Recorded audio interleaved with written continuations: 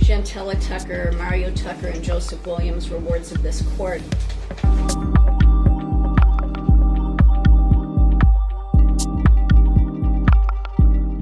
Ms. Williams was found responsible by the court for behavior that included child abuse, erratic and neglectful conduct. So placement with Ms. Tucker is denied, and we'll proceed with the hearing on the supplemental petition.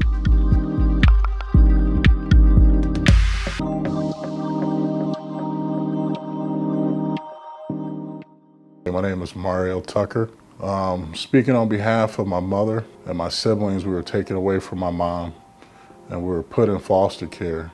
She was always a perfect tenant. She always paid on time. Debbie was not that type of tenant. She was an ideal tenant. In the past with my mother, she's an excellent mom. She's been there for us. She's been my biggest supporter growing up as I was a youth up until the point that I am now. And I give credit to her because I've been through a lot of different circumstances in my life. My mom's always been there for me. I remember times when I was a young child, from birthdays, going to church. She's always kept us in the church, always kept us level-headed, kept positive people around us to make sure that she was supporting us and our ideals in order to grow as young men in this society. I remember times that we, had trips where we went to Disneyland and Universal Studios by her being a single mom and a single parent, just trying to make sure that she made ends meet and making sure that, we felt that we were well taken care of and well deserved and special in so many regards. Most people don't understand how traumatizing it can be for a family when CPS removes their child or children. It's not until you have a caseworker show up at your home with the police and they take your children away from you and take them to an unknown location that you can fully understand just how hard it is. But it's not just difficult for the parents and the children, it can be just as painful for the relatives. I've worked with a lot of people like Debbie, loving grandparents, aunts, uncles, and cousins who have to fight the system to get their family members out of foster care. Let me be clear. The federal law and the law in Michigan requires that relatives get preferential placement of children. Yet, why is it so many relatives are still denied placement?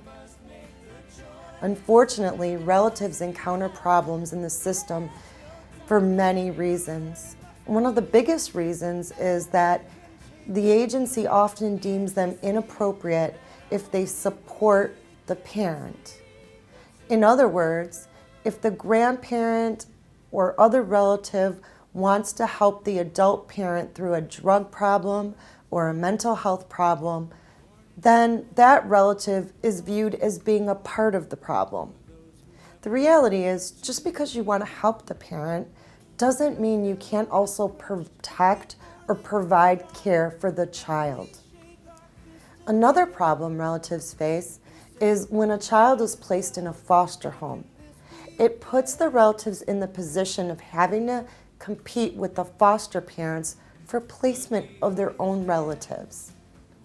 It's heart-wrenching when children are removed from their parents. It becomes even more tragic when relatives are denied the chance to provide children safe, familiar, and comfortable home when their parents can't do so. All right, my name is Margie R. Braxton, and I retired in December of 2016 from the Wayne County Circuit Court, where I had presided for 24 years. Prior to that, I was an attorney for 9 years. Prior to that, I was a court reporter for 15 years. And that's my background. I am a retired judge at this time. But I was also a landlord And the property that Ms. Debbie Williams moved in, I had since 1972. It was a small unit, and that was one reason why I did all the leases and made sure that each apartment was in good order and condition before I moved anyone in there. Now, and anyone who says that they talked to me and I said you didn't live there, that is untrue. I never got a call, and my telephone number was right in the front of the building. I would have been the person who got that telephone call. So the individuals who indicated that they spoke to me and I said you didn't live there, it's a lie, because that never happened. And that was one reason I always kept my number out front on a big sign, so that if they had some issue with the apartment or wanted to find out if I had any vacancies or anything of that nature, I kept that sign outside and they could always reach me directly. I never directed anyone who lived in the building to take care of my business as it relates to renting any of those units. If I could just add, the CASA worker contacted the apartment complex that Ms. Schneider went out to because there was a question about where the grandmother lived. It was ambiguous, and her name does not appear on a lease anywhere in the complex. That was my understanding.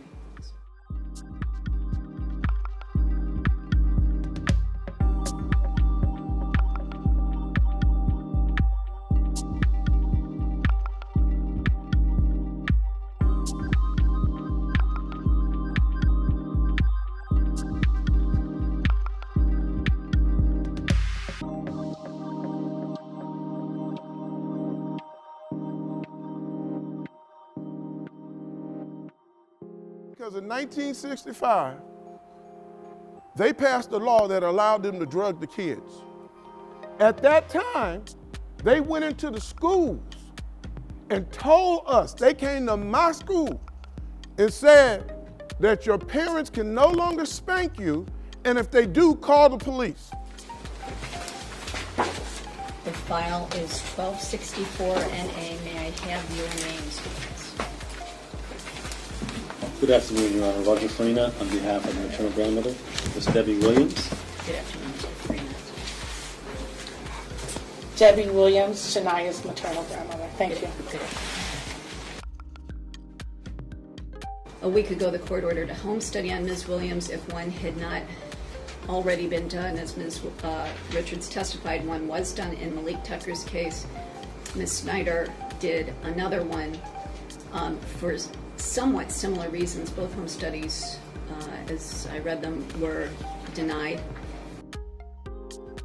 Am I understanding correctly that the only reason why you have found the grandmother inappropriate was because of her inability to communicate with professionals? I wouldn't. It's not just her inability to communicate. I think her communication style is very aggressive. She refers to the children as being kidnapped. Their removal. She has a lack of understanding of why the children were removed in the first place. When you conducted your home study, did you get an opportunity to actually review her residence? I didn't complete a home study. That was Ms. Schneider. You did for Malik? Oh, the Orchard Children's Services did that. Okay. And did they report to you anything regarding whether her home was suitable? I believe her home was suitable. The physical home? Correct. Yes. Yeah. So your understanding is that there were no issues regarding the actual placement in the home itself, more along the lines with the maternal grandmother and her overall interaction with the child's caregivers. Yes.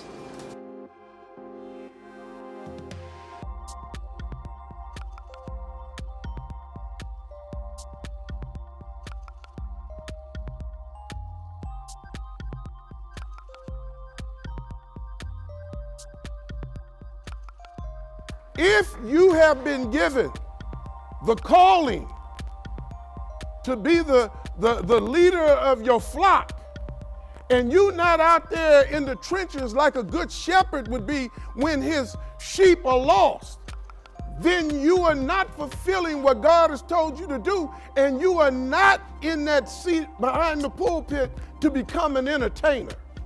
You are in that seat so you can rise up and fight for what is right, and you're supposed to have the courage to go up against anyone. Debbie Williams did reside in one of my apartment buildings. Debbie resided at 15111 Greenfield in the city of Detroit, Michigan. She was a tenant. I was the owner. It was a small 14-unit building, and I always executed and did have leases. And you did move in my building, and I had a lease that was signed by yourself and by me. I was the sole person who prosecuted anyone who became a tenant, and I was the only person that also filled out a lease with the tenant. Just myself, no one else. The other people residing there were just tenants, and I never asked any of them to do that. I always did that myself.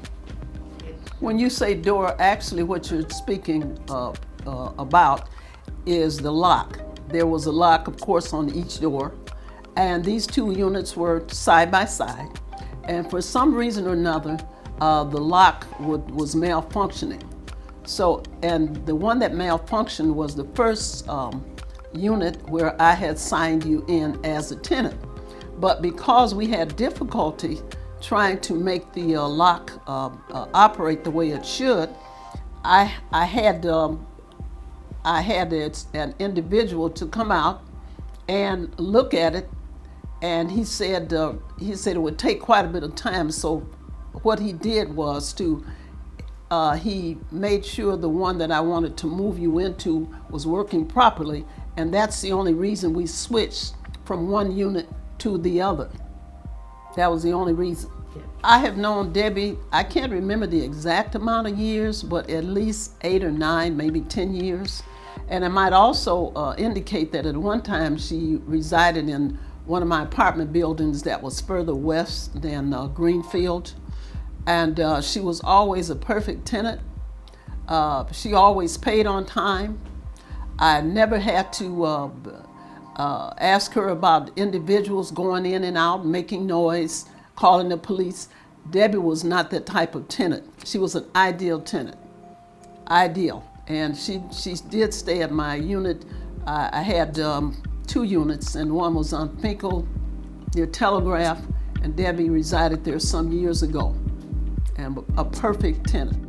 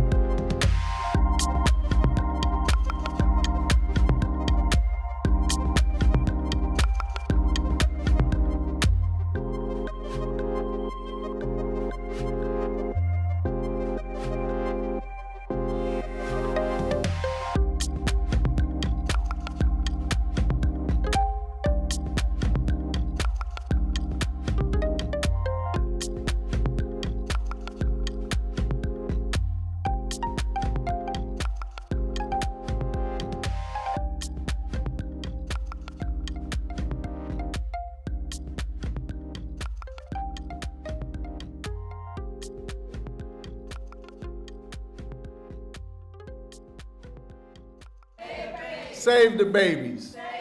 Save the babies. Welcome. Thank you for being here. I appreciate it. Without you guys, this event would be nothing. We need you guys here. It's very important that even if it's just 10 people here, we need you here. So what is going on? We have a system that betrays that they're working within the law, and it's not true. We do have, I want to say this first, we have a lot of social workers, attorneys, public defenders that's doing a great job. But then you got the others and social workers and supervisors that is working unethical, working under the color of law, working under the color of office. And they will portray and say things like, we need more foster parents. We need more foster parents. But then when parents and provide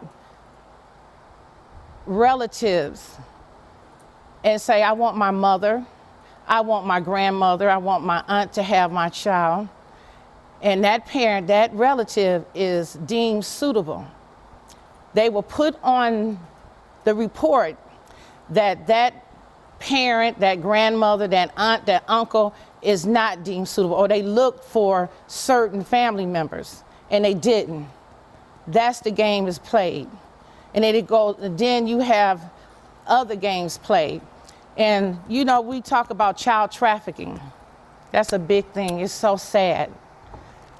If you alienating family members, and you playing under the color of office and pretending like you looking for this family member, or you look for that family member, or that family member is not deemed suitable, you alienate that child from their whole generation. They won't ever find any relatives, never.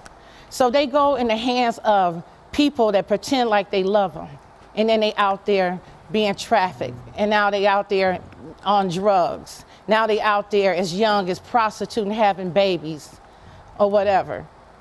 That go hand in hand.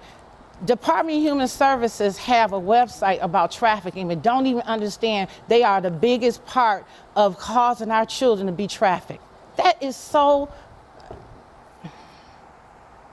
it's sad. That's what I'll say, it's sad. So I want to show you, I'm here like Dolores Lyons said, I've been trying to get my grandchildren. I had been in the system a long time ago, and it was evidence that there was hardcore evidence that I did not abuse my children, but they ignored it. And that's what they do a lot of times. They ignore evidence and keep you in the system. And first it goes, you got the first responders. Who is that first responder? Who want to know who's the first responders? Huh? Social workers. The social workers. So you get a call, which that call is very important, that that parent or somebody abused that child. That's mandatory. They have to come out. But you're not thinking that somebody will come out and be unethical and write a false report. So then here's the false report, goes into the preliminary hearing. And you may have a referee or judge that may be ethical or unethical and play the game. And there's no evidence sometimes. Now, we're not talking about, and I want to make this clear, we know that kids are being abused and neglected, you guys. We know that. But we're not talking about children that's being abused and neglected a lot of times. We're talking about kids, there's no abuse and neglect. And they put it down as it is. And then once they get that kid in there and the referee don't see, well, we'll get some evidence. The allegation was this, but we will let you know. And there's nothing there, but the referee let it go. There's nothing. You guys, there's nothing. And you won't know that unless you're following along with that family. And a lot of times people will say, you know, these parents are just disgruntled. There's no way a social worker would take away a child if that parent didn't abuse that child. You guys, it's happening. And I'm telling you, these right here, we got professional attorneys here, whether they're speaking or sitting in the audience, they know it's happening. And they have to be careful. They can only say so much. They can't even say much about their own co-workers that's doing it, because why? they may get their license taken away. They can speak on the social workers, but they can't speak on their own co-workers that's doing it. You know, they have, you know about absolute and qualified immunity. You guys know about, right? So social workers have some kind of immunity. And we need to do something about it. We need to band together, and we need to do something about it to modify it. And I'm going to show you a short video of what happened to me when I was trying to get my grandchildren.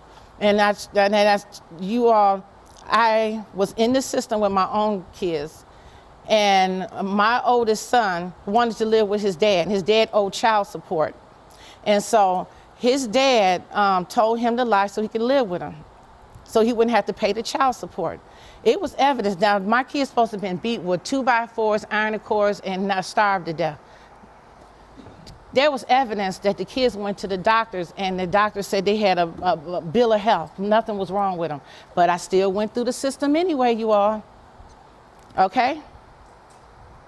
And then you know what? And then they put me on the central registry for child abuse and neglect. Didn't even send me a letter and let me know.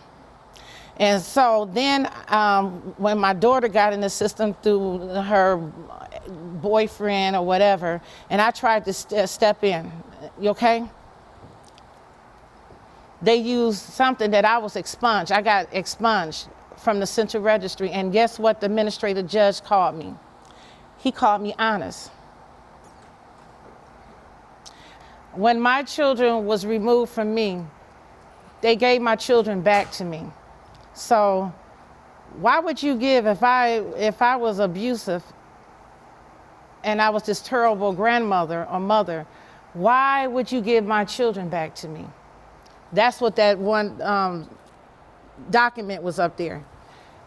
And Molly Secor knew that I was expunged from the central registry. Information went to them. And I got stacks of books, papers showing that. This is stuff we're going through. This is a lot of stuff that we go through. Also, they said that I had acted irate or something at the U of M hospital. I called the hospital myself, and I went up there too. And I went up there to the university hospital, and I said that I had lost my ID, and I wanted to know if somebody used my ID because to see if it was some kind of problem during the time my granddaughter was in the hospital.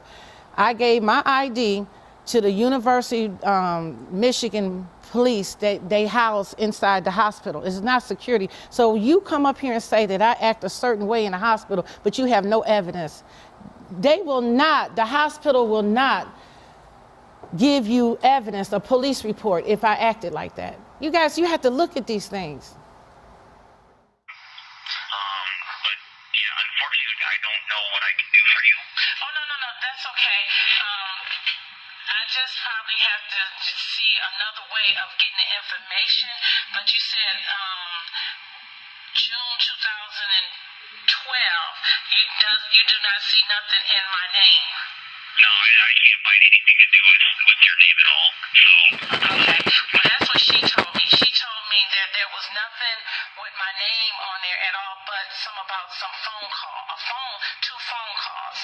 I don't know what that would be, you know.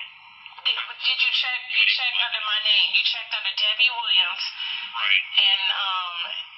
And it was June 2012. My daughter, she had a child in the neonatal area, and her name was Shania Michaela Jones Tucker.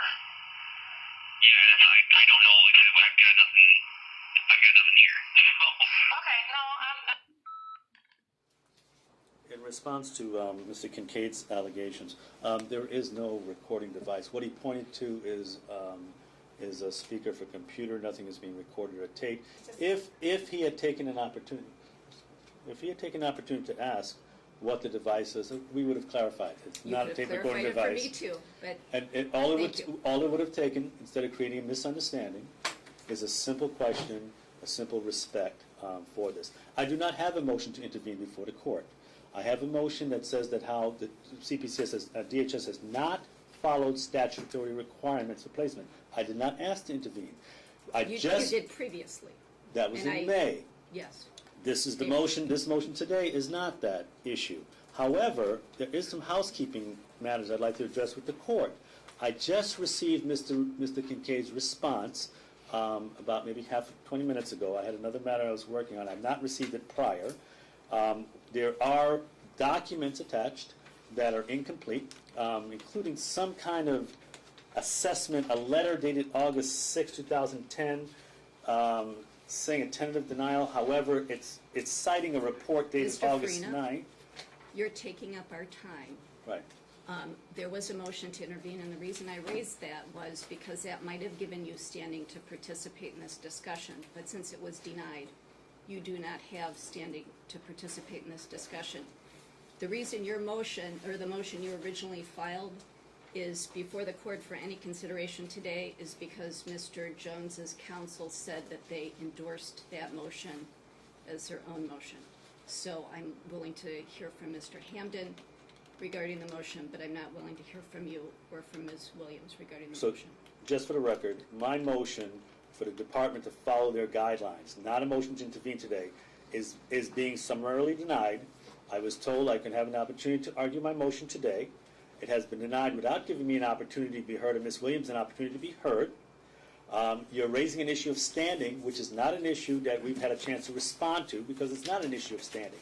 It actually, in reading a little bit of what he's presented, it's an issue of jurisdiction, and whether this court has jurisdiction. Now, if I would be afforded the same opportunity to respond to their response, instead of giving it today, I would respectfully ask the court to give me that opportunity. We did not raise an issue of standing. We cited the Michigan statutes.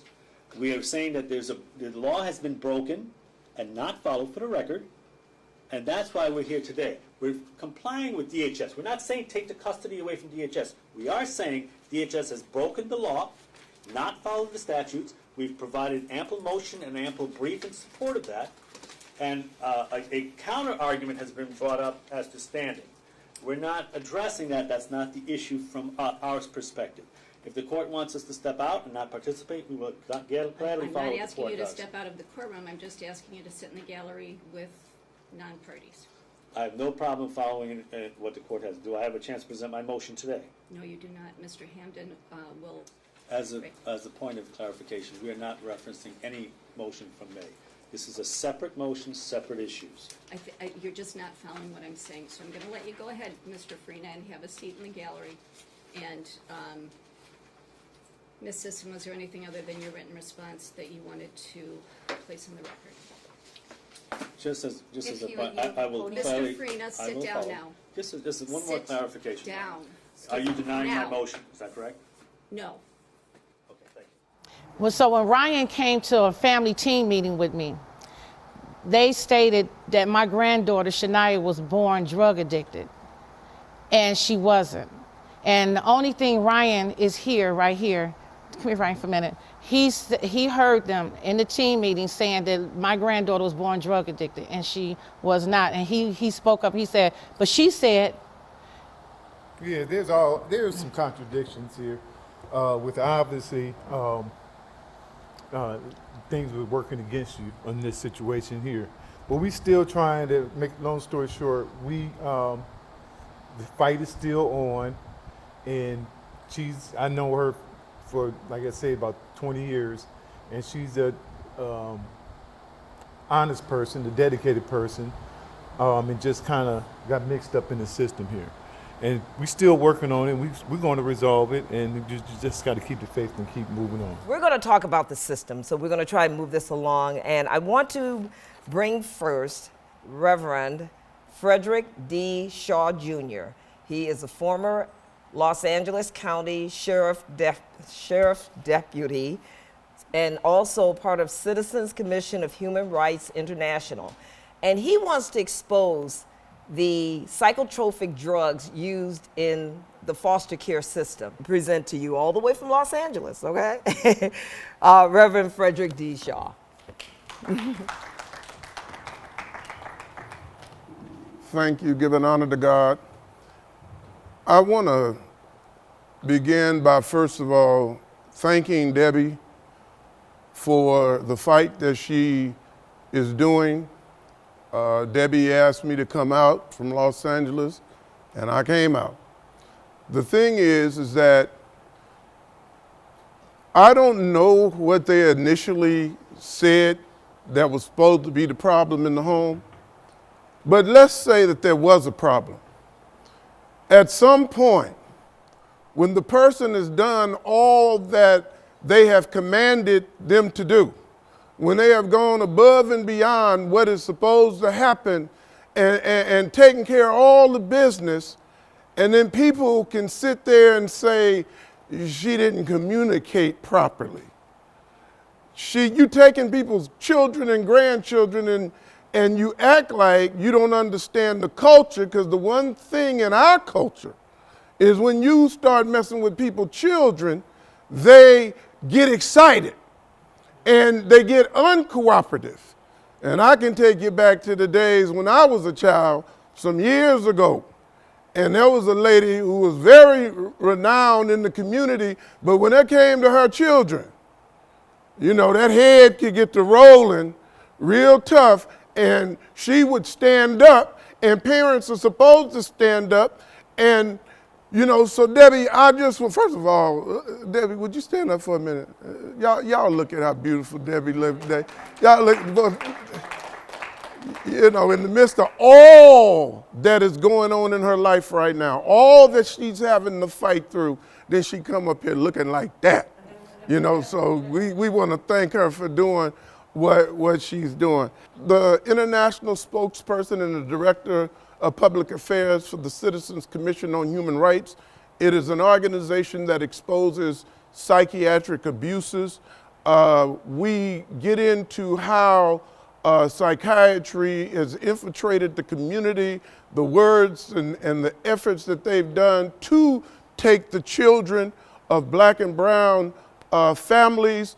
And so it is time that the people begin to understand that they're not going to get justice in the system unless we unify and demand the justice of that system.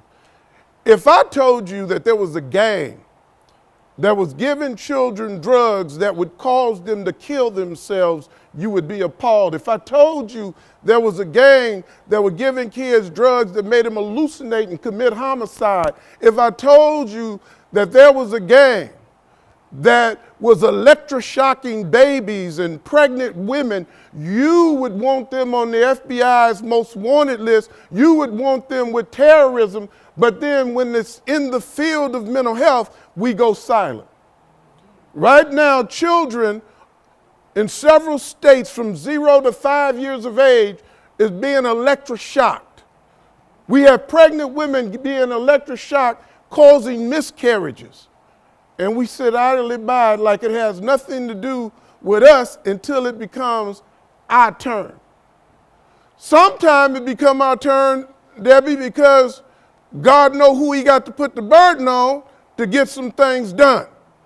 And some people, if you do the thing they did to you, they fold and crumble, and some people rise up and fight back.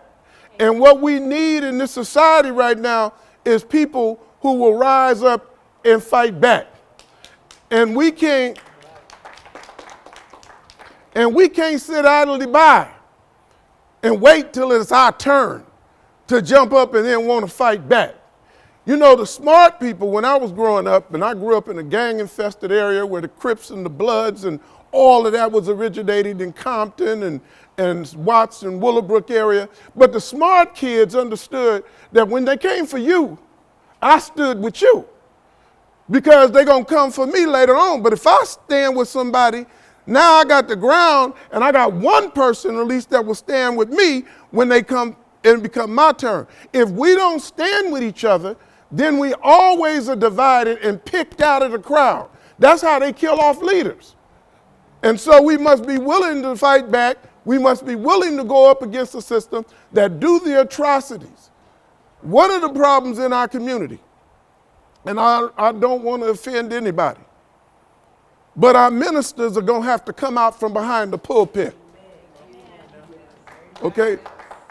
If you have been given the calling to be the leader of your flock, and you not out there in the trenches like a good shepherd would be when his sheep are lost, then you are not fulfilling what God has told you to do, and you are not in that seat behind the pulpit to become an entertainer. You are in that seat so you can rise up and fight for what is right, and you're supposed to have the courage to go up against anyone. They say integrity is knowing that you know that you know that you know, and then having the courage to stand up for what you know. And we seem to have lost that.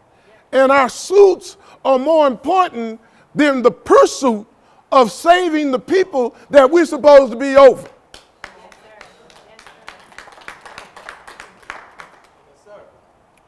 I have a booklet here that shows, this is Debbie copy, so don't ask for it. But if you want a copy, we can work on that. But I'm not, when you see this is a very expensive book, and so I don't give it to just anybody for, restroom reading. This is for people who are out here in the trenches trying to make a difference, trying to do something and do the call. Now, let me say this. They don't tell you that the drug Ritalin is basically the same drug as cocaine. They don't tell you that the drug Adderall is basically the same as meth. Ritalin and Adderall are the two most prescribed drugs for ADHD, but they're basically cocaine and meth, and we're giving it to the children. Now we're legalizing marijuana. I don't know your position. I don't take marijuana money. That's 30 pieces of silver. But if they're giving kids Ritalin is cocaine, Adderall is meth, legalizing marijuana, funding the poppy fields in Afghanistan, what happened to the war on drugs? Well, I'll tell you what happened. The war on drugs became a war on you. Because money now, drugs now is big business. It's a lot of money. The pharmaceuticals have become as big nearly as the oil companies. They're moving that much drugs into the community. Now, if these drugs can cause, in fact, first let's do this. Don't even believe me. Believe the commercials. The commercials tell you that the drugs can cause suicidal thoughts and homicidal thoughts and suicidal actions. The commercial says that. The thing that's advertising it is saying these are the effects of these drugs. And don't let them get you twisted up in the game. Oh, that's the side effect. No, that is the effect. We call it side effects because that's not the intended effect, but that's what drugs do what drugs do. And so we have to understand that. And so we can't keep going along with the same old program, giving our kids these type of drugs. Let me show you something. A trap wouldn't be a trap if you could see it coming. Now, a mother puts her 2-year-old on a psychotropic drug. She notices that the child is not doing well. So the mother, over time, takes the child off the drugs. But she doesn't know her 2-year-old, who might be 3 then, has become addicted to the drug. So when you withdraw the drug, the child can't do like me and you, go break in somebody's house and get the money so we can buy some more drug. The child just goes agitated and fidgety and screams and cries, and the mother says, oh my God, I got to give her the medication.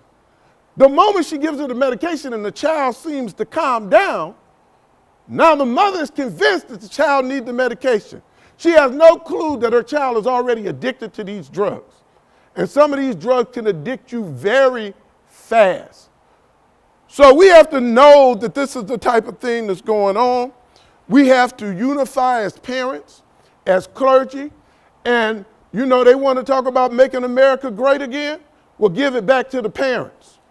Let the parents be in charge of their children.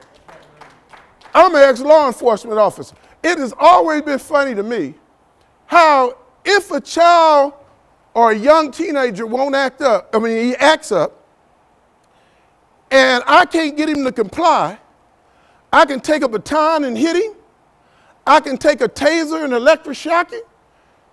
If it's really bad, or it should be if it's really bad, I can take a gun and shoot him to enforce the law. In a mental health clinic, they can give him psychotropic drugs. They can give him electroshock to make him behave. But the parent who birthed him can't even spank him. Something is wrong with this system.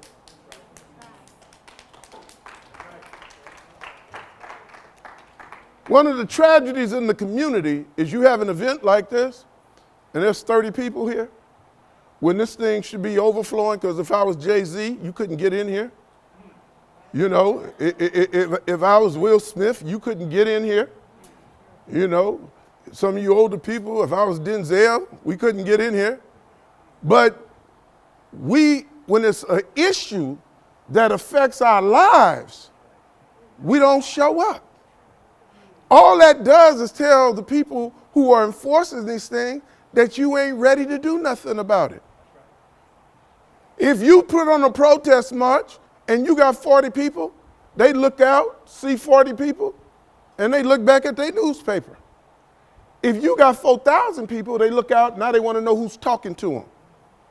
You have to unify and show numbers. You say, well, the politicians won't listen to us. Whose fault is that? Because if you organize and put a couple of them out of office, the rest of them will listen to you. But you don't get together enough to organize so that you can make them do what you want to do when you have put them there to enforce what your needs are. It's not their needs. They listening to the lobbyists when they supposed to be listening to the community. The story of Debbie is all over America right now. It's everywhere. Kids are being taken. Articles are being done on it. But we can't get motivated. We can't see. We say, oh, we need mental health and we need this. Do you know that they've made all, Debbie, give me 5 minutes when I'm talking too long. I'm a preacher and I can feel like getting started. Usually I clear my throat in this time, you know. But it's like, let's take, for example, let me back up a little bit. Let's take a drug like Chantix. Chantix is to help you stop smoking. But if you've ever listened to the side effects of Chantix, you wonder what's going on here. Can cause suicidal thoughts and actions. And actions. Now, why am I stop smoking? So that I don't catch cancer 30 years from now. So why are you giving me a drug that can cause me to blow my brains out today? Because the suicidal thoughts and actions have two tricks in it. First of all, when it says in actions, that means people have done it. It's showing that they have done it. The thoughts, when they say, if you get suicidal thoughts, call your physician. Like if you gonna have a chance to. Some people don't make it to the phone. They kill themselves before they can reach out for help. And we're doing all of this in the name of health. The system that are taking these kids, let's take Department of Children and Family Services. Do you know something like 80 or 85% of the people in the sex trafficking for this country came through that services? It's nearly the same thing in the prison. These things have not worked because government has no business being in parenting. You're supposed to take her, make her go through all type of certification, make sure she sees training videos on how you handle children, techniques on dealing with children that are a little bit disruptive, all of this, and then give you your child back. If you do something horrendous like burn your child with cigarettes and all that, then everybody understand that. But the percentage of people who go through that is very small. But we use that to take everybody's child. We use that to drug everybody. Now, let me tell you how this affects you so you know you should get busy. In California right now, they're trying to draft up legislation that would allow them to drug all the homeless. They're saying if you're homeless, you are mentally ill. They're trying to drug all the homeless. In the prison system, they telling them if you will declare that you are mentally ill and take these drugs, then you can get a lighter sentence and get released. They're setting this all up. They don't tell you that once you are on these drugs, a certain percentage of people, if you go to the street and can't get the drug, face having a psychotic break. So when the person on those drugs, because in this book it will tell you that 90% of your school shooters and your mass shooters are on psychotropic drugs. Now we running around here, we always late. The opiate crisis is so big now. It's so important. I submit that these drugs are far more deadlier because the opiate crisis don't usually get you to kill somebody else. But these drugs do. The idea of electroshocking is ridiculous. But let me tell you something. I mentioned it about how the parents can't spank their kids. Tell you two stories. One, when I was a young man, 17 years old, I was a heck of a basketball player. I was on the best team in the state of California, or at least one of two. We were ranked number 7 in the nation. And one night from a win, me and the guy who became my brother-in-law later, we racing home. And we racing and racing, and at that time the Crips is doing a shoot and the police see us racing, they think we fleeing the scene, they stop us. I was always a big mouth. I guess that's why I'm a preacher. So they took us to jail because of my mouth. We got David Greenwood, who played in the NBA, and all these people, and you got this little short police officer standing on a bench searching David Greenwood, and we clownsters. We just cracking jokes, and we ain't worrying about the whole thing. And finally, a lieutenant walks in, and he said, "You see those Crips back there?" We said, "Yeah." He said, "If you don't shut up, we're going to put you back there with the Crips." I said, "If you put us back there and we win, will you let us go without calling our parents?" See, he immediately called my parents because he said anybody that was most scared of their parents than the Crips, you know, had a good household at that time. That's what they thought. Now, they don't look at that. My mother and father had the solution to mental illness. So most of y'all too young to know what that solution is. See, the young people today, y'all get time out. Back in my day, we got knocked out. That was the way it is. I think I learned a little bit of math because on the way to that tree, you had to know geometry because you had to get a switch that was big enough for her and small enough you thought you could survive. I think I became a preacher because on the way back from that tree, I learned to be so sorrowful. When I got back to my mother, I was in full repentance. And you was waiting to hear them words, "Boy, you better get out of my face." That means you has escaped again. But in those days, we didn't have attention deficit disorder and all that stuff like we got going on right now. You don't pay attention, you're going to get in trouble. And that all came because in 1965, they passed a law that allowed them to drug the kids. At that time, they went into the schools and told us, they came to my school and said that your parents can no longer spank you, and if they do, call the police. They literally told kids to call the police. My sister decided not to come home that day. She comes home, my mother said, where were you? I was with my friends. Don't you know you're supposed to come home? My teacher said, "You can't spank me." Well, that didn't work then. All right? So she snuck and called the police. Now, this was all new then, and the police really didn't know how to handle it. So my mother gave her the same treatment again once the police got there. And they thought, "Oh, this is a well-adjusted home," and they left. But the thing was, is it pitted the children against the parents, and most of us that were in the African-American community, because we'd already been through so much, you were afraid to let the system take your children.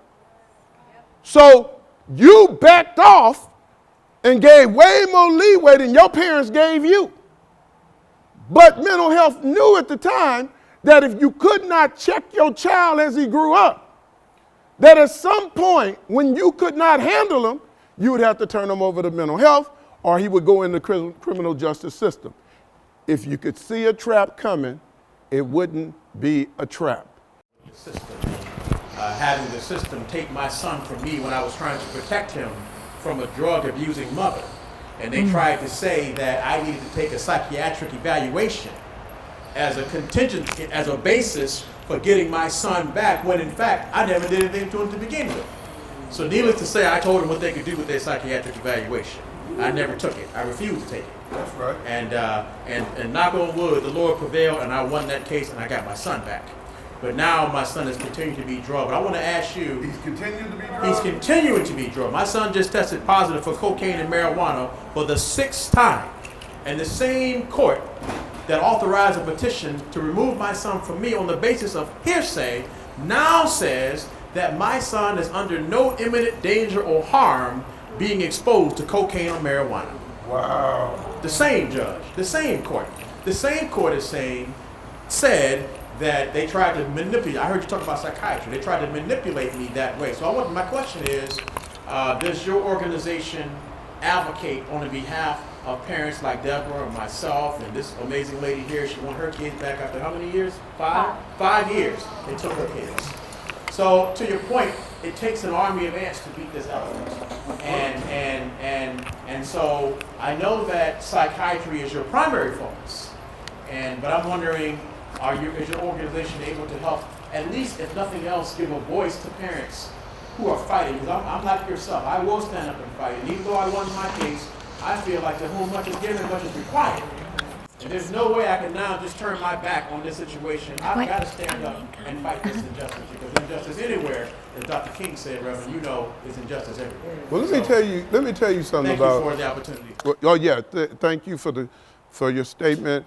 And the Citizens Commission on Human Rights, it deals specifically with psychiatric abuse, but I'm also the executive director of the Inglewood South Bay NAACP.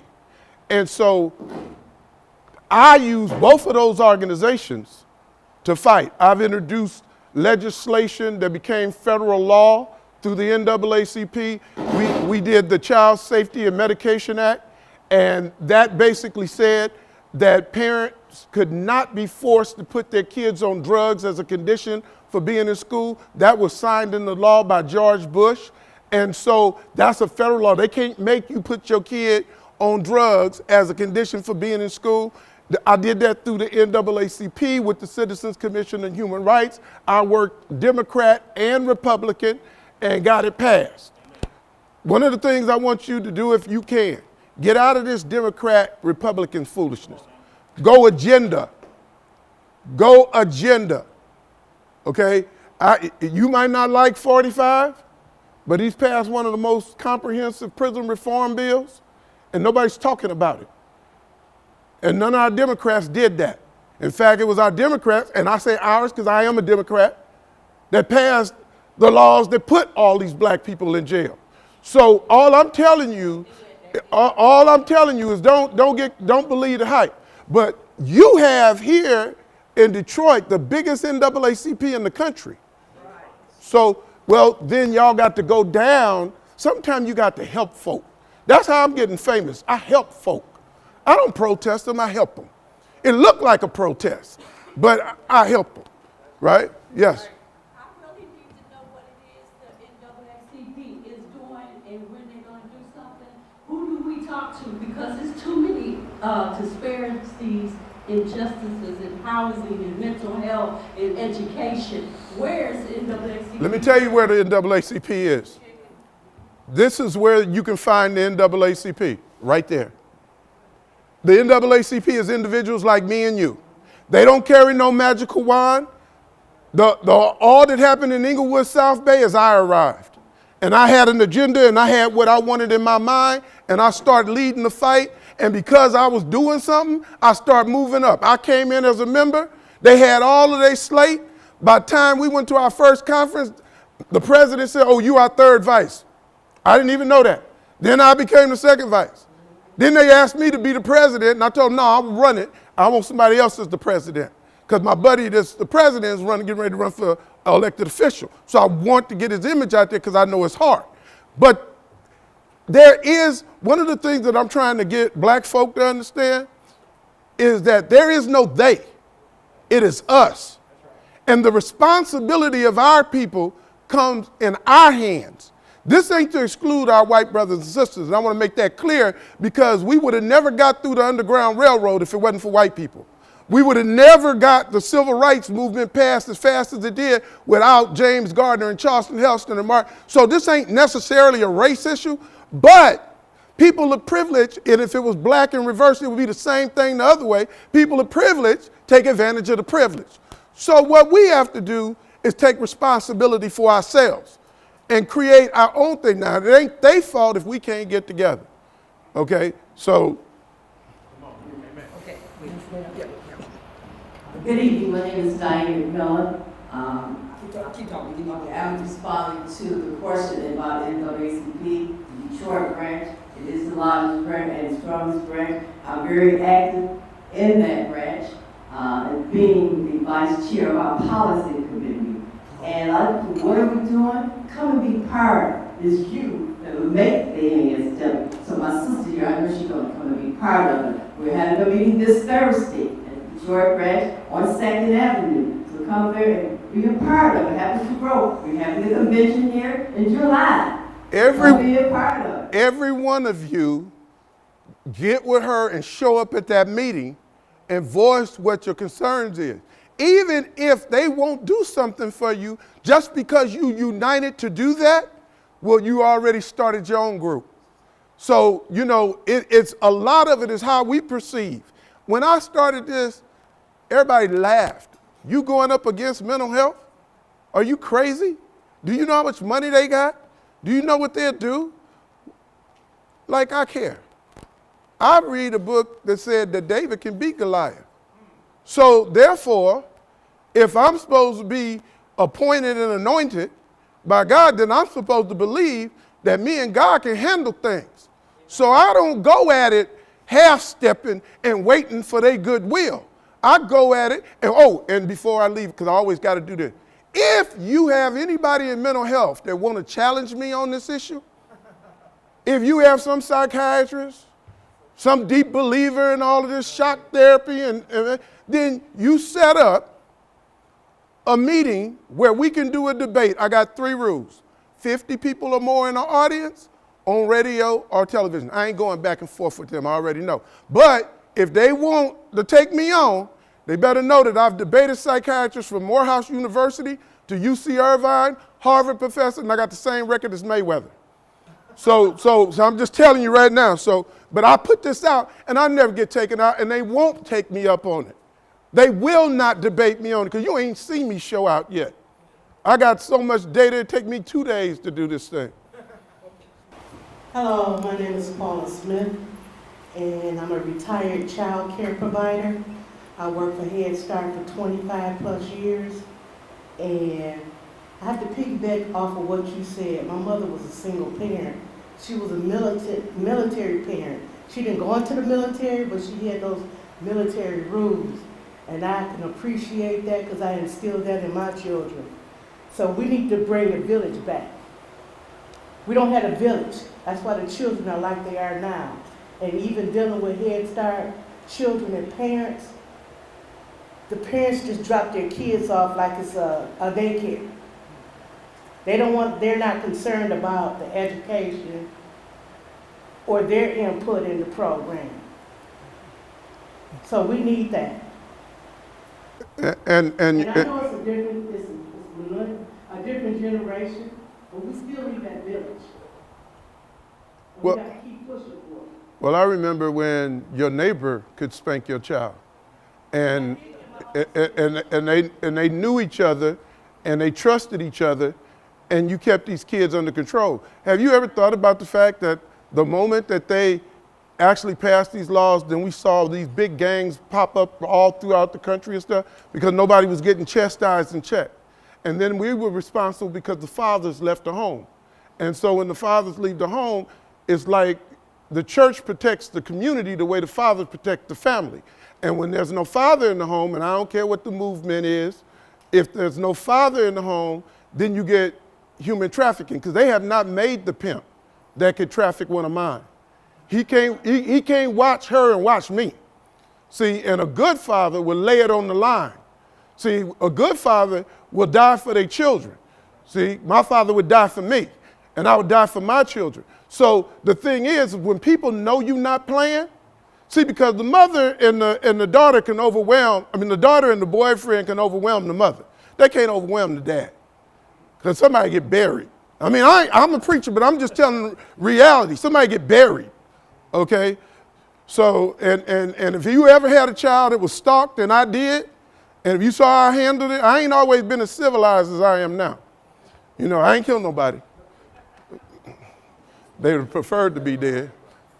My name is Tiffany Lopando, and I fought the system in Texas, and Michigan was involved because it was my home state.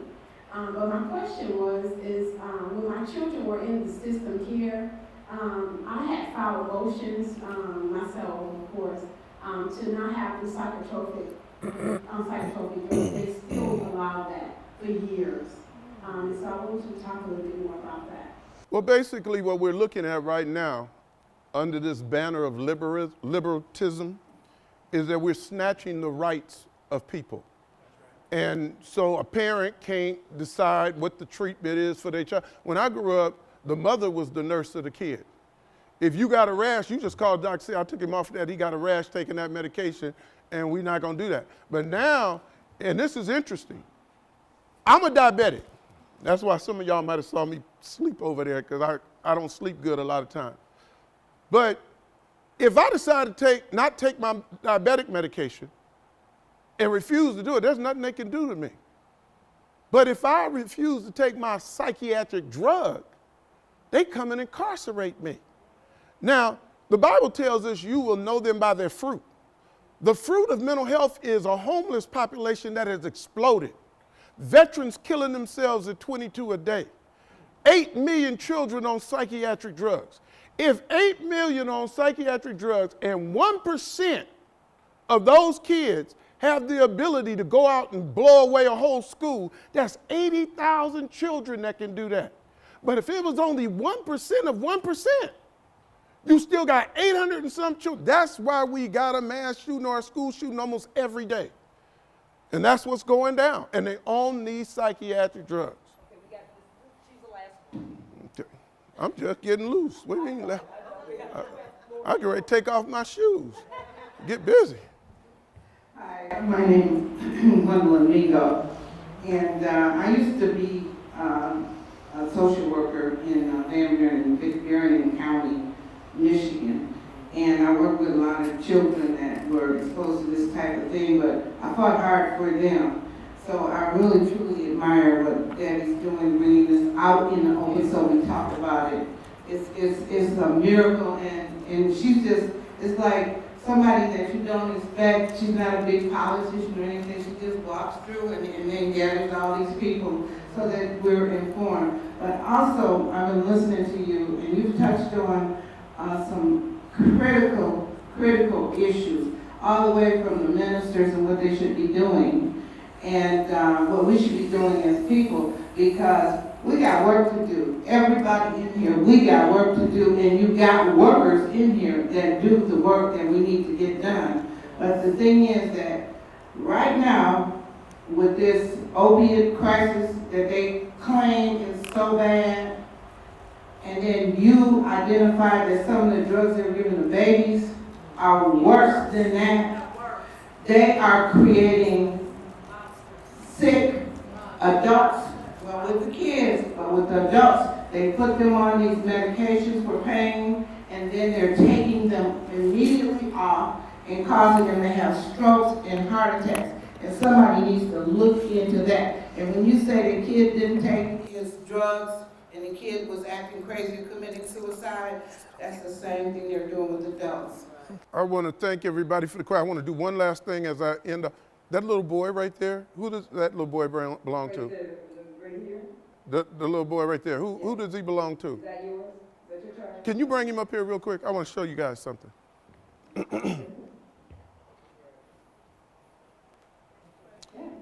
Now, if you, and I want to just end on this, because one of the fights we have is the banned electric shock.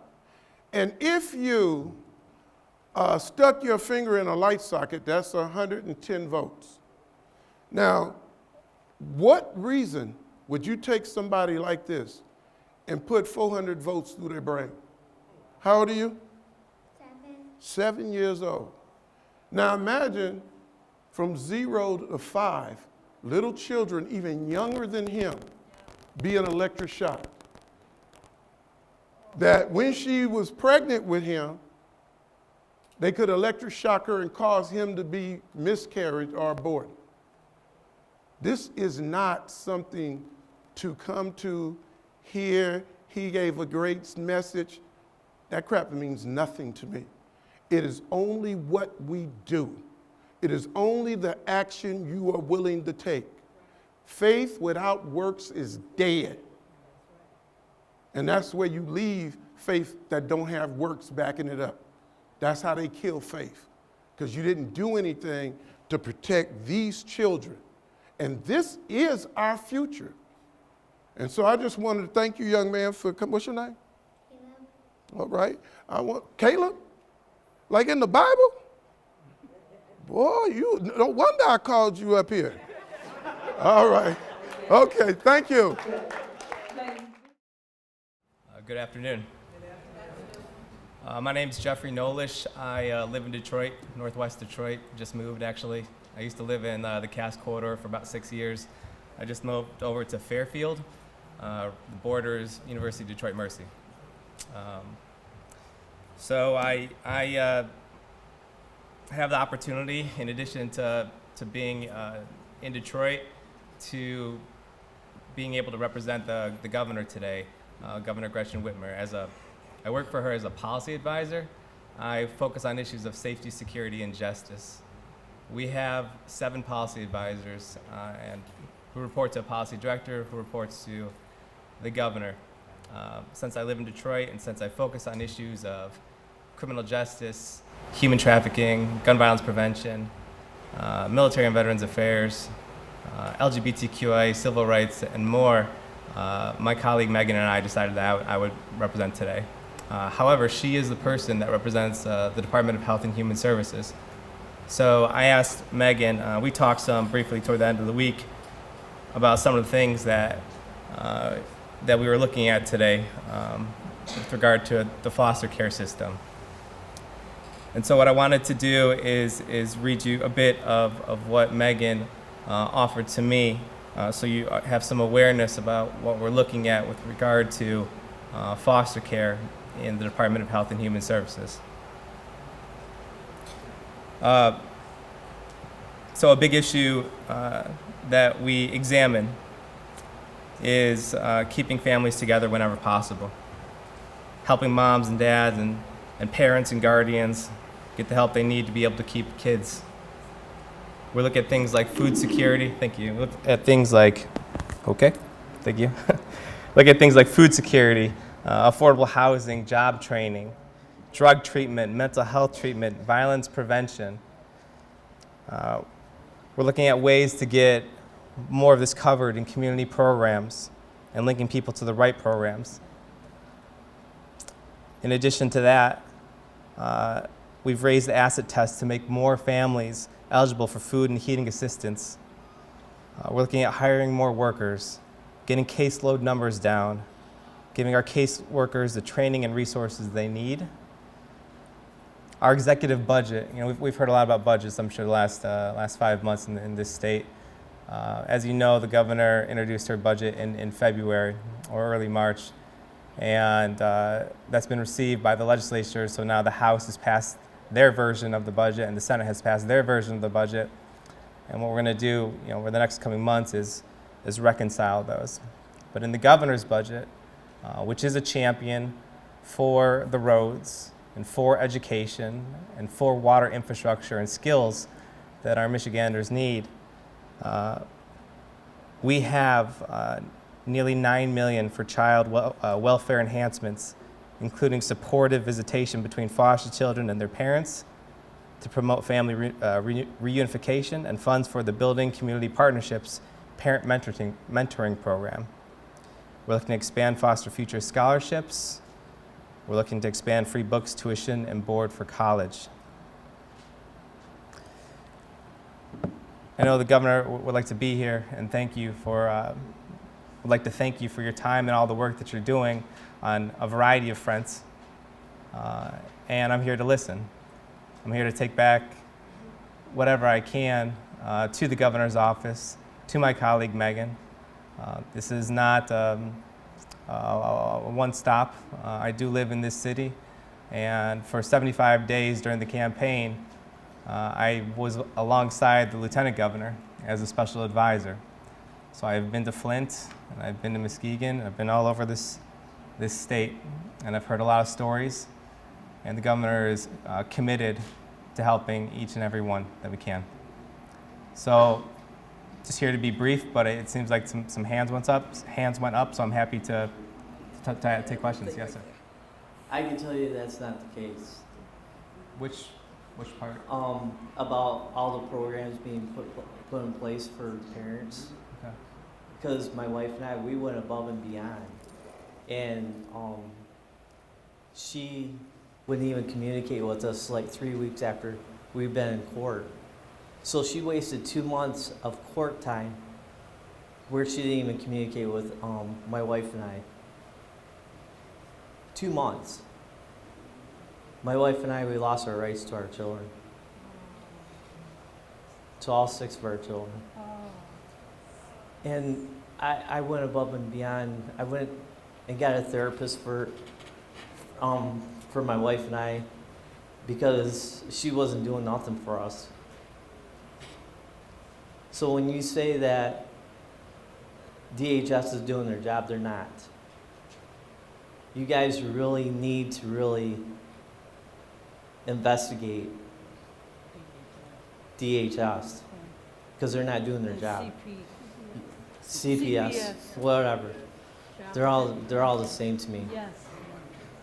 But my wife and I, we did everything that she told us to do.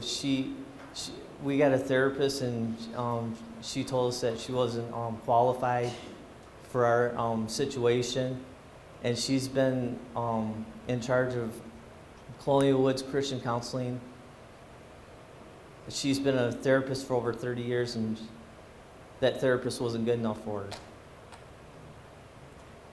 So what I can do is I brought a stack of cards in my pocket, so I'd like to give you a card and then give you my colleague's email address so you can connect with her and we can follow up. I've actually sent you guys video from St. Clair County.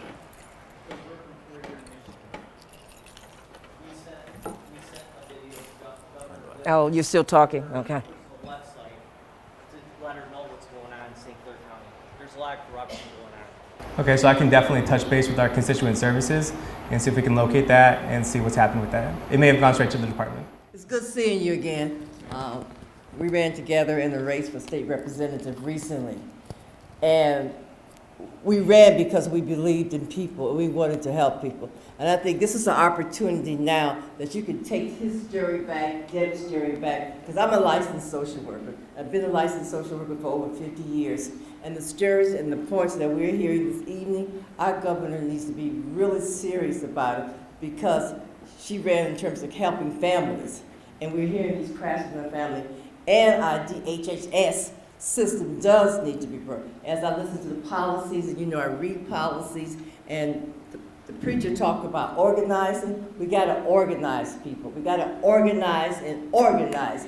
Devin's learned this. And this is what we need to take to the land. Ain't that right, Ruben? We need to do this. Thank you very much. Okay, so next. The other question I have while I'm running to him is that, okay, so you hear what these people are saying. Are you writing it down, number one? And number two, what do you think the possibilities are? That how can you take all this to the governor and say, hey, this is the issue? Sure. So I can address that question. What I've been doing when I was sitting in the seats is taking notes on my phone. So I'm taking notes, and then I'm going to connect with this individual, and any individual, frankly, or anyone in this room that wants to follow up. I'm happy to do that. How can I do that? So I mean, what I specifically do is when I'm out of this event, I text Megan, who's my colleague, who's also a policy advisor in this particular space. We'll follow up. I'll make sure she gets all my notes and bullets. And then as she goes and talks with the Department of Health and Human Services, we'll see what has been addressed, what hasn't been addressed. We will follow up with the folks that want to be followed up with, and we'll talk to our director, who talks directly to the chief of staff, other senior staff, and the governor.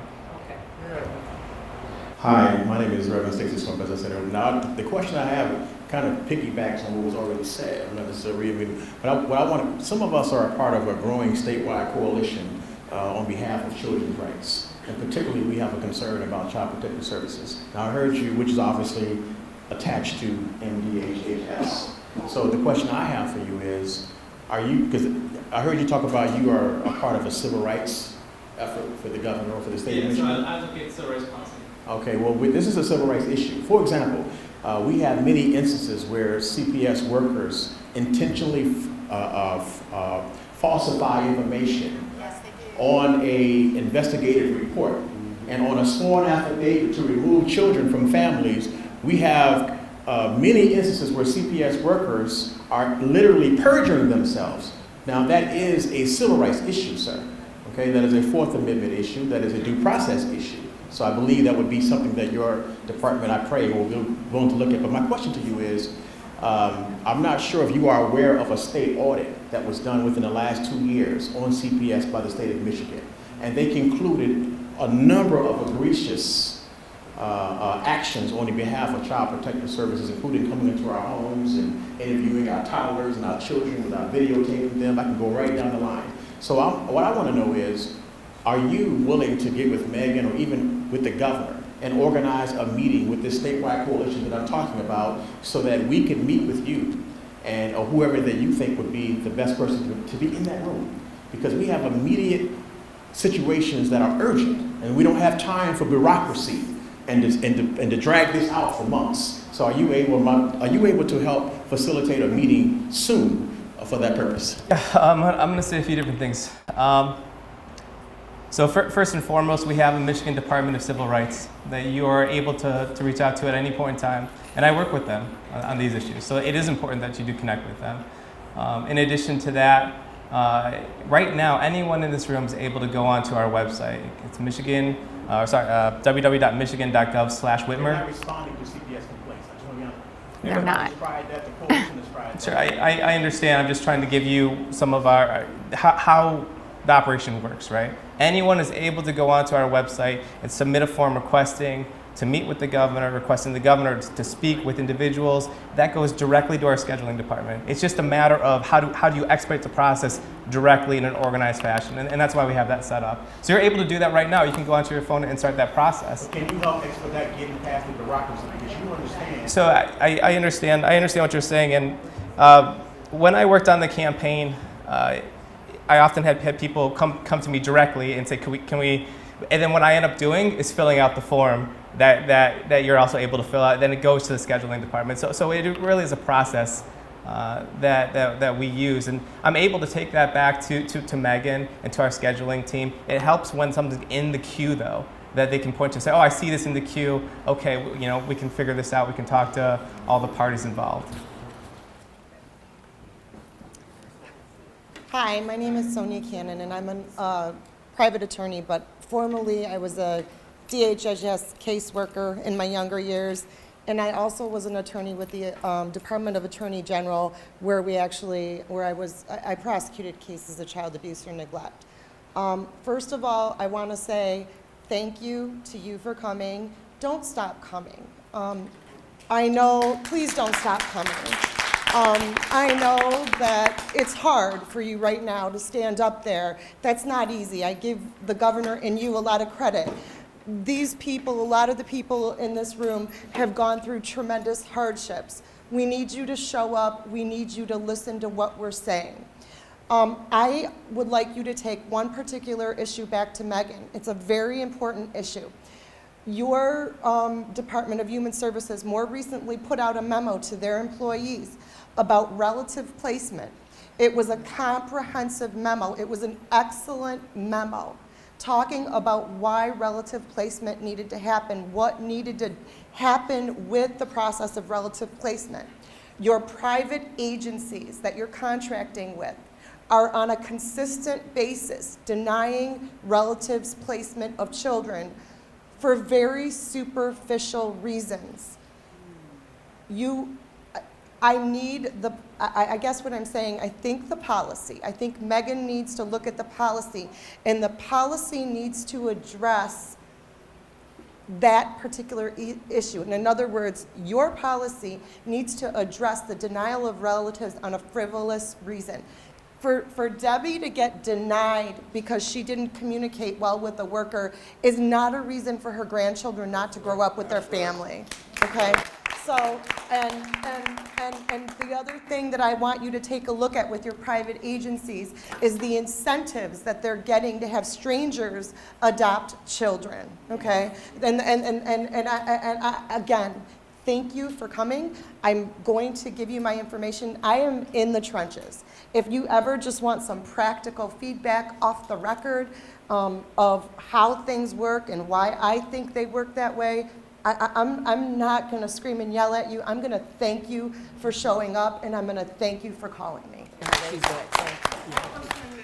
Regularly, and I'm an attorney who's come all the way from Tennessee to be here today because I met Debbie probably about 2.5 years ago because she came all the way to Washington, D.C., where a handful of people from the heartland of America came forward to come together and march in Washington, D.C. I'm going to tell you exactly what you need to do. I've been lobbying, I've been working, I know more numbers. Reverend Shaw and I here today, if he's going to take 2 days, I could take 2 more. We could start talking. We could give you facts. We could give you statistics from all over this country. Here's what you need to do. You need, number one, a person in the governor's office, a person designated to deal with this. I don't care what their name is, Joe Blow, okay? Number one. Number two, I heard you ran for office, so you know what a palm card is, right? You need a palm card that says, here are your rights as a parent if you become involved with Child Protective Services.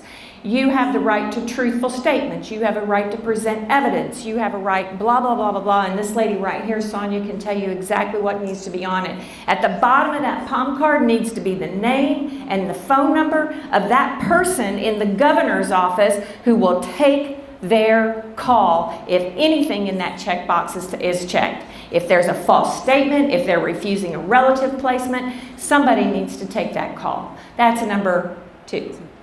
Number three, your governor needs to get on the phone with the commissioner, ding-a-ling with this commissioner, and say, listen, when the complaint comes into our office, if you have not addressed it in 10 days, I want you in my office.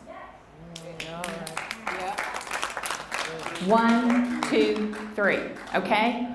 Policy office this, policy office that, whatever. You know, I'm telling you, you're getting paid for the taxpayer dime. It is my tax dollars, it's her tax dollars. You are our employees. These people at CPS are work for us, okay? Nobody has said that yet today. You work for us. Those are the 3 things you need to do. And thank you for being here as well. We do have, the governor created the position of children's ombudsman earlier this year. So we do have a person. I have to figure out a way to connect them if you're interested. No. No, they don't work.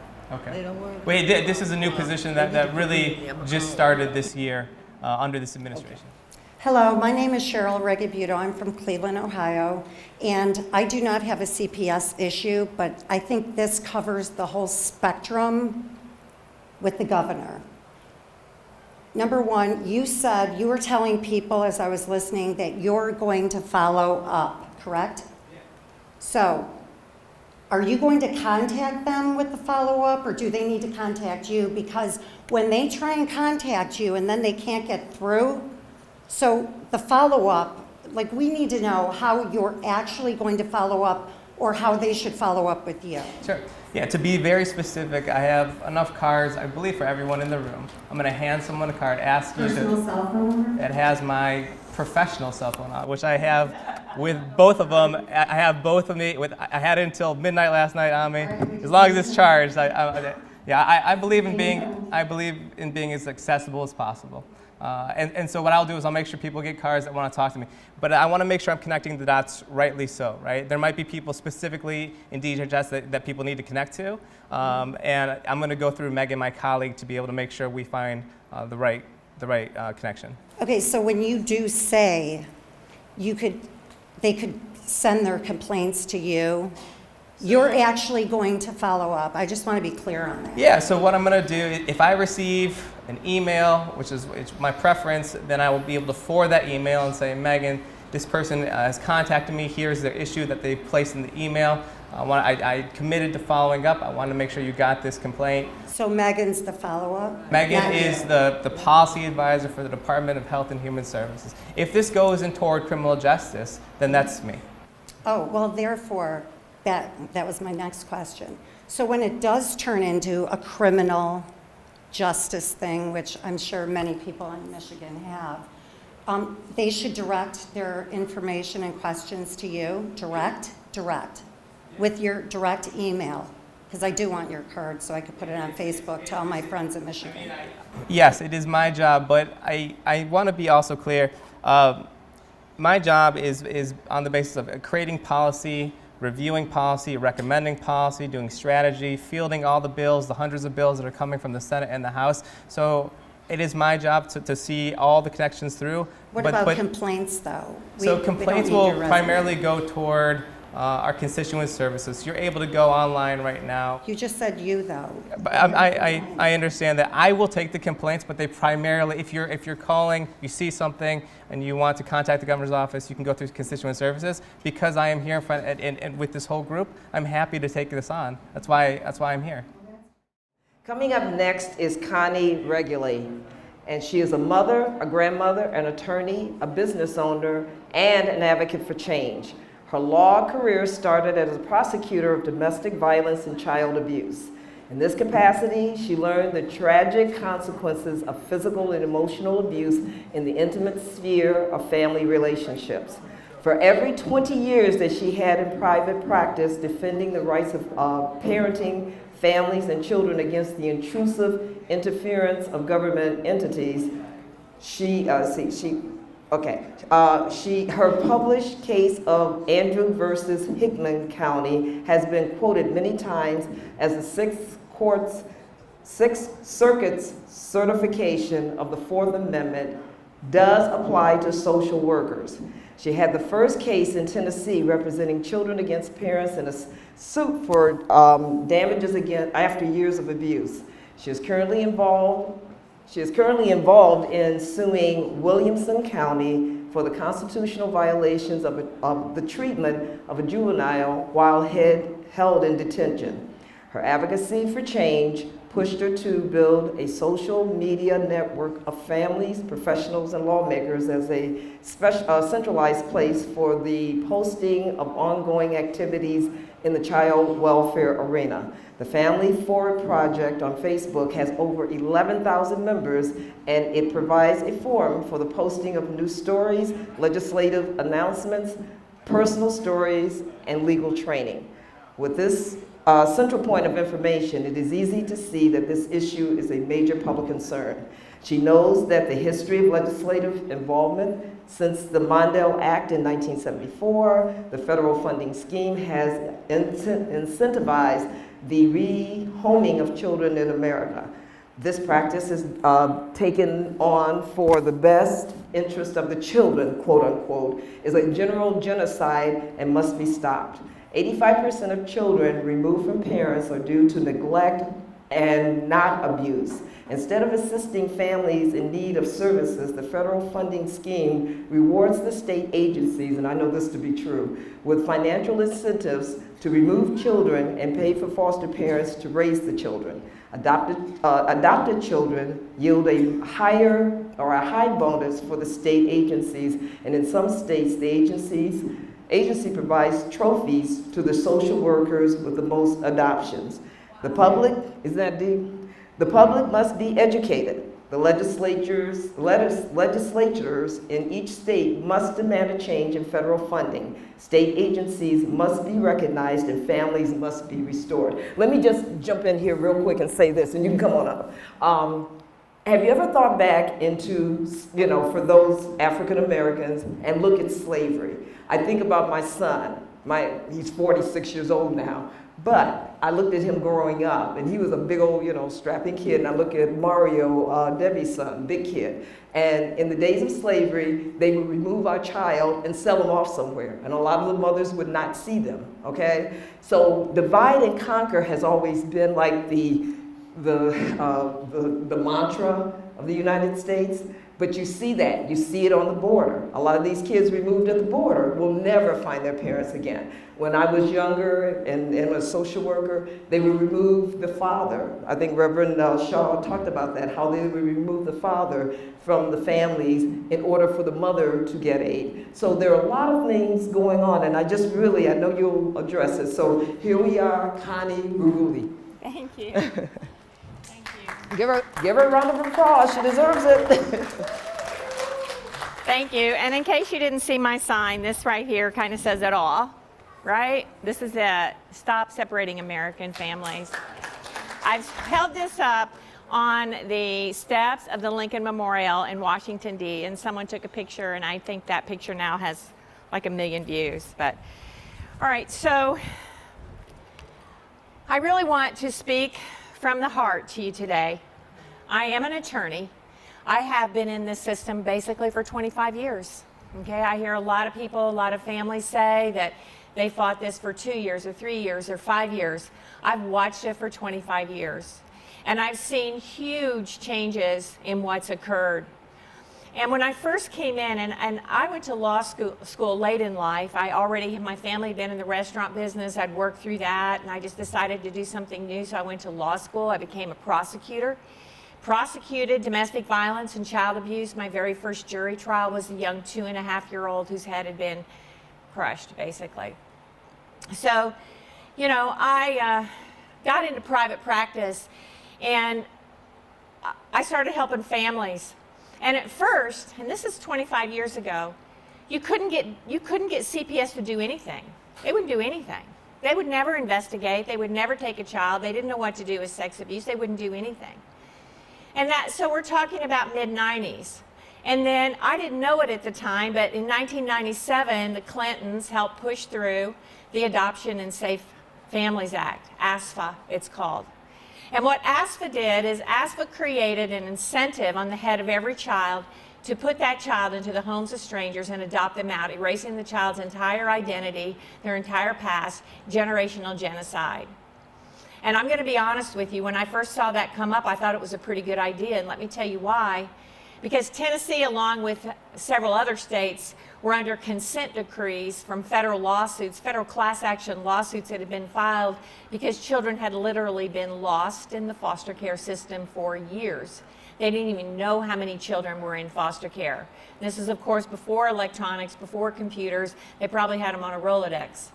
They didn't know where the children were. And so they were under these consent decrees, and children were lost in the system, and then they incentivized adoption.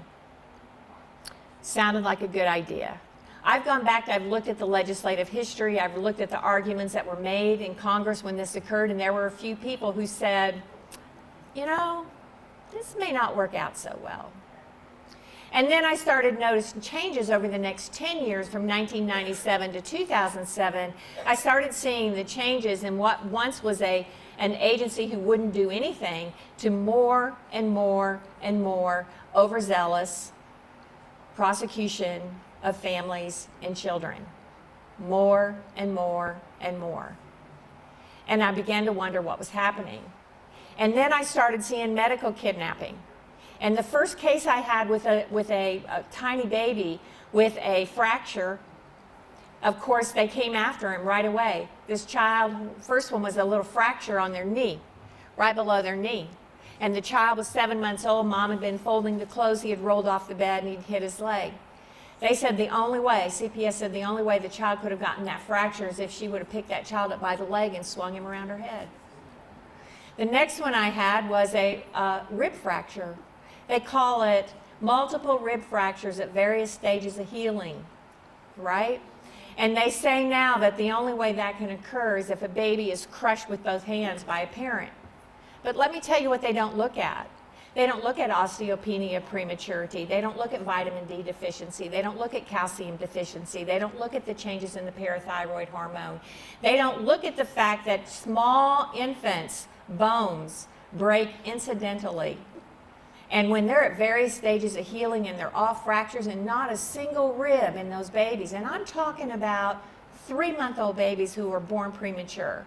And when not a single one of those ribs are popped, they're all just a fracture, somebody should be taking a look at that. But no, the child abuse specialty of doctors, which was created by the AMA in 2009, now has an interest in finding child abuse.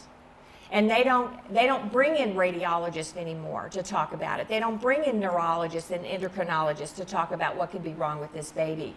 They let the child abuse specialist, who is often on the payroll on some way or another of this Child Protective Services agency, come into court and opine that the only way it could occur is child abuse. Not a single witness, not a single bruise on the child's body. All the family members say that they always seem like good parents. That's medical kidnapping. And then I saw it become increasingly more and more and more. And mental health became an issue. And we have a law in Tennessee that says if you're mentally incompetent to raise a child, they don't even have to prove anything else. They don't even have to prove that you willfully didn't care for that child. They can just say you're too mentally incompetent, which flies in the face of the Americans with Disabilities Act. And they don't like it when I bring that up in court. I started fighting them more and more ferociously. Because when I first came into it and I tried to get them to do something and they wouldn't do something, I'd push and I'd push and I'd push them. And then there was a period of time where I actually could work with them. And I could say, you know, these parents, they need drug rehabilitation or something, where I could, but it was a very short flash. And now the government is convinced that they can create a better family for a child than God can. It is social engineering at its finest. You know, as an attorney, I've studied a lot of history and I've looked at Nazi Germany. And do you know how they took all the people in Nazi Germany and tortured them? One at a time. One at a time. And you know what else they did? They silenced the attorneys who saw the human rights violations, who saw the civil rights violations. If attorneys spoke up against it, they were silenced and sanctioned. And you know what? My Tennessee Supreme Court is trying to sanction me right now because I come to public forums like this and I speak out against the government. Silence them. They try to silence me in the courtroom. Silence them. The courtrooms are, parents can't talk about their cases. Baloney. Baloney. You need to look at criminal law to be able to find out where our rights are. Criminals have more rights than parents do in the courtroom. Parents are crushed with hearsay, just like you saw in Miss Williams' video today. Hearsay. It's not even competent evidence that wouldn't get in any criminal court. They're crushed with experts who are employed by the agency who's prosecuting them. You know, I've gone through my state and I've gone through the public records and I've pulled out the budgets and I've looked at it. The very hospital that is sending a child abuse doctor to testify against parents so that their children are taken away from them for good and they're criminally prosecuted and put away is getting $2.5 million a year from the agency. The very psychologists that are saying parents are too incompetent to raise their children are getting $85,000 a year as private contract. We have allowed this system to be created, a system of for-profit privatization that is worse than the military industrialized complex and the prison industrialized complex. Because it is secreted, it is done behind our back, it's in violation of laws, and the system is allowing it. I have a presentation today on PowerPoint. However, sometimes when I start talking from the heart, I use up all my time and I never get to it. But let me tell you logistically some of the problems. And I said it to our guest today from the governor's office. Nobody wants to directly deal with this in government because it is they're too invested in it. They're too invested in it. The foster care industry, between state and federal dollars, I can tell you as I stand here today, the foster care industry alone is over $20 billion. And the states operate on a dollar for dollar, use it or lose it federal funding scheme. If they don't use that money, they lose it the next year. And then they get all these other funds.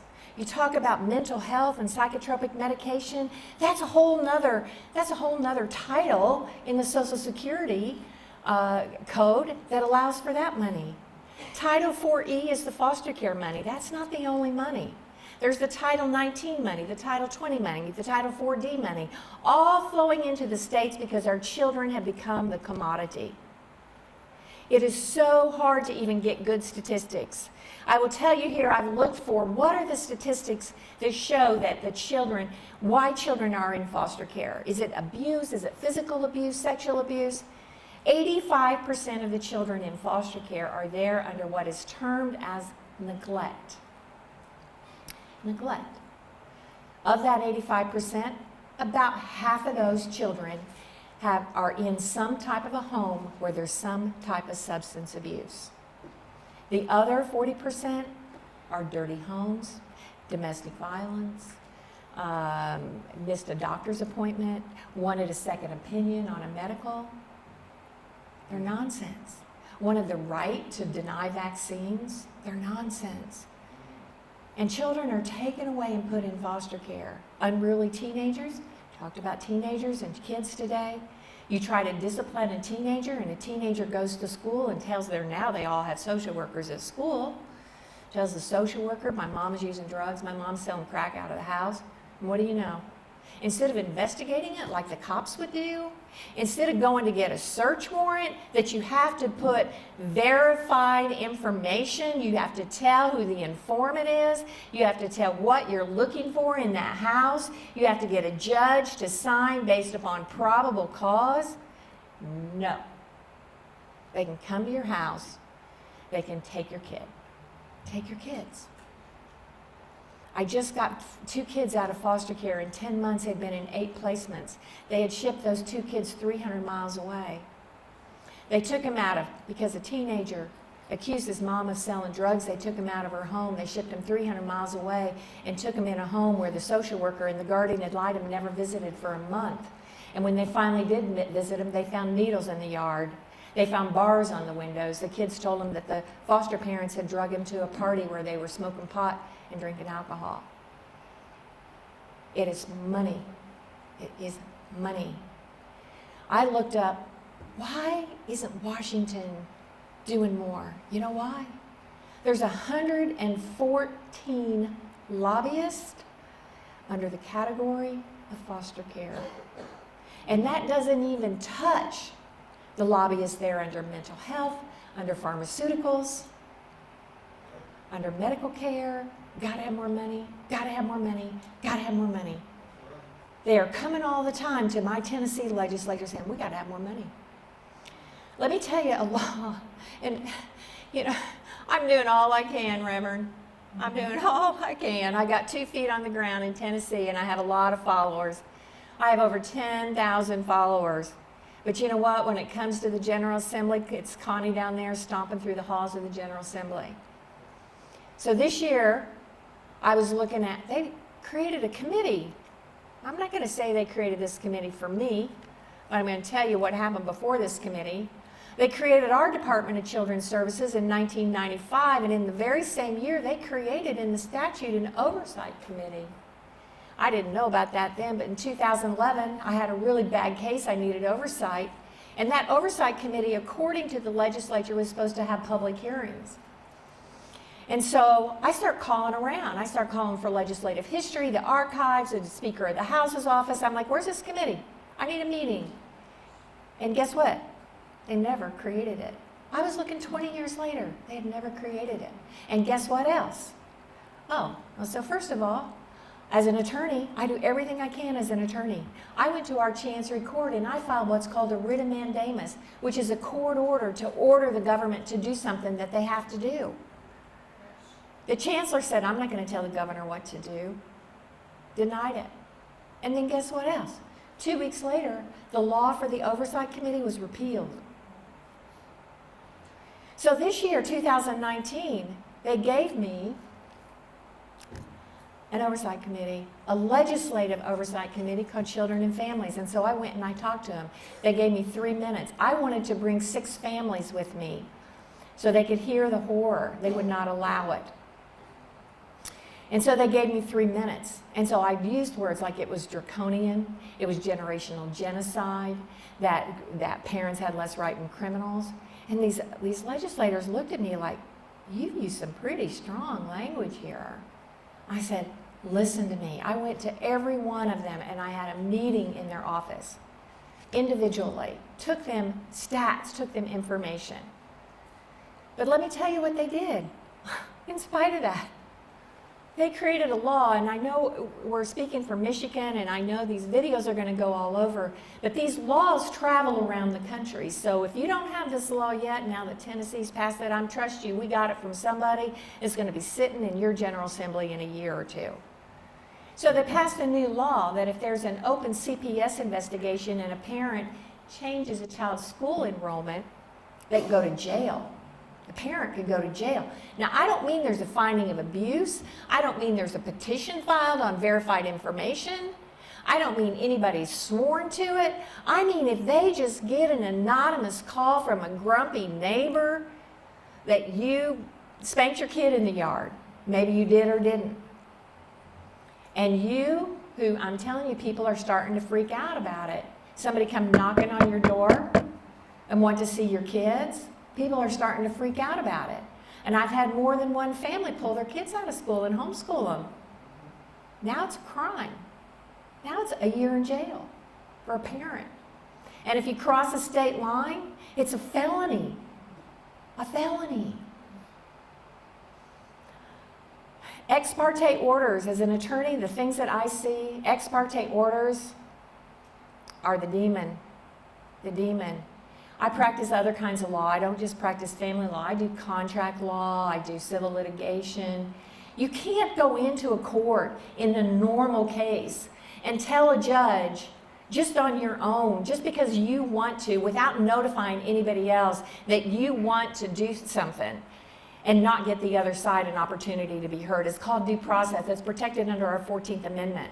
You can't go, I can't go to court and I can't say, you know, this guy's got my car, and I know it's my car because it's a green Chevrolet, and I have a green Chevrolet, and my car's missing, and so I know this guy down the street's got my car, so Judge, I want an ex parte order to be able to go pick up that car and have the ignition changed so I can have my car back. No, you can't do that. But a social worker on an anonymous report on hearsay can create a false affidavit and go to court and say, I need to go get their kids and put them in the homes of strangers. Can you imagine as a grown-up? As a grown-up, if they came to your house and knocked on your door and said, you know what? I don't think your house is safe. I'm going to take you as a grown-up, and you're going to go with me in this car. You've never met me before. So you're going to go with me in the car, and you're going to go live about 200 miles away with somebody else for a little while. As a grown-up, what would you do? You go, oh, what the heck is going on? Can you imagine what's in the mind of a child? You know, I've done a lot of family law, and I say, you know, it's so hard to take yourself back to the mind of a 4-year-old.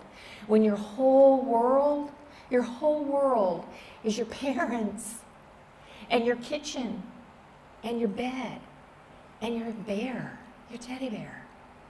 That's your whole world, maybe a grandparent. You take them, it's like taking an adult and putting them on a different planet when you do that. They are never, that is trauma like you cannot imagine. And you know, the immigration crisis is real, and I hear a lot of people talking about it, and everybody started talking about kids being taken away from the taken away at the border. And I heard a president say the other day 73 children a day are being taken away at the border. Well, finally, that information started creating some good psychologists speaking up on the internet saying you have no idea how much trauma you're creating by taking those children away from their parents at the border. And I'm like, in American homes, they are taking 1,200 children a day. On any given day in America, there are 500,000 children in foster care, and that number stays the same. And I'm going to tell you why, because it is a quota. It is not because we don't know how to take care of our families and children. It is a quota. Those private contractors want to have $50 million a year, $60 million a year in foster care payments. Foster care has become a career. People who used to have kind-hearted people that maybe had an extra bedroom or wanted to do some good. Now foster homes take 4, 6, 8, 10 kids, totally unrelated. They get $5, $6, $7, $8, $9, $10, $12,000 a month tax-free. And free health care. And if they need a transport for a kid to a doctor, they call up an agency. They are farming children. You are stripping children of everything that they ever knew as secure. This is a crisis. Historically also, I look at the crimes against humanity in America. And, slavery's one of them. But let me tell you what, from 1850 to 1910, they went around the streets of New York and picked up poor children off the streets of New York and put them on a train and shipped them out across the country so farmers could have extra hands. They picked up indigenous children off the reservations in the West, and they forced them to go to schools in the East Coast where they would be westernized, and force them to cut their hair and speak English and not go back to their tribes. In the early 20th century, it was legal to involuntarily sterilize imbeciles. Our Tennessee Supreme Court Justice, one name that most everybody knows, Oliver Wendell Holmes, wrote an opinion, Bell v. Buck, in about 1925 that said 3 generations of imbeciles were enough. There are Supreme Court decisions in that era where a child with cerebral palsy or some other disability was not allowed to go to school because it would be too grotesque for the other children to look at. From about 1940 to 1955, there was a woman in Tennessee named Georgia Tann that had a home for unwed mothers, and those babies were stripped off the bellies of their mothers after delivery and sold and taken in the dark of night to the East Coast and West Coast and sold. We have horrible crimes against humanity, and it is not just the United States. This is a worldwide problem. My Family Forward Project has over 11,000 members. We post on there over and over and over the news stories that are coming up, the news about foster children being hurt, about people being arrested for making false reports. I watch the cases that come out of the federal courts so I know and I can keep people informed of what's going on. If you can do nothing else, please join that forum. Please join that forum. I've been to about 12 different states where I have had small collections of people. This is a dangerous position I'm in. In 2012, Senator Nancy Schaefer in Georgia was murdered. And 2 years earlier, she had gone to an international human rights conference and talked about the horrors of Child Protective Services. Last month, an Arkansas Senator, Linda Collins Smith, was murdered. and she was exposing what was going on. This is deep, it is dark, it is dirty, it is the destruction of our families. Now, what can you do? What can you do? This has got to be a conversation. This has got to be a conversation. If this has not affected your family, I'm telling you, within 3 degrees of separation, somebody you know has been affected. It could be your hairdresser. It could be the person who sits next to you in church's cousin. It needs to be a conversation where you open your mouth and say, do you know what Child Protective Services is doing to families? You have got to talk about it. I tell people on Family Forward, I do a lot of lives. I say do something every day. I've written letters to the president. I've talked to state representatives. I go, when we had elections last fall, I went to every single forum that I could go to, and I would shake their hands, and they know who I am. My Congressman Mark Green knows who I am. He knows every time I shake his hand, I'm like, Mark, you know I'm about child welfare reform. I went to the governor when our new governor was being elected, followed him around, and when he'd say, do you have any questions? I'd say, what are you going to do about child welfare reform? And our state legislators, for those of you who don't know, the state agency that takes your kids operates under the governor. The governor picks the commissioner. The governor's in charge of the person taking your kids, your governor, okay?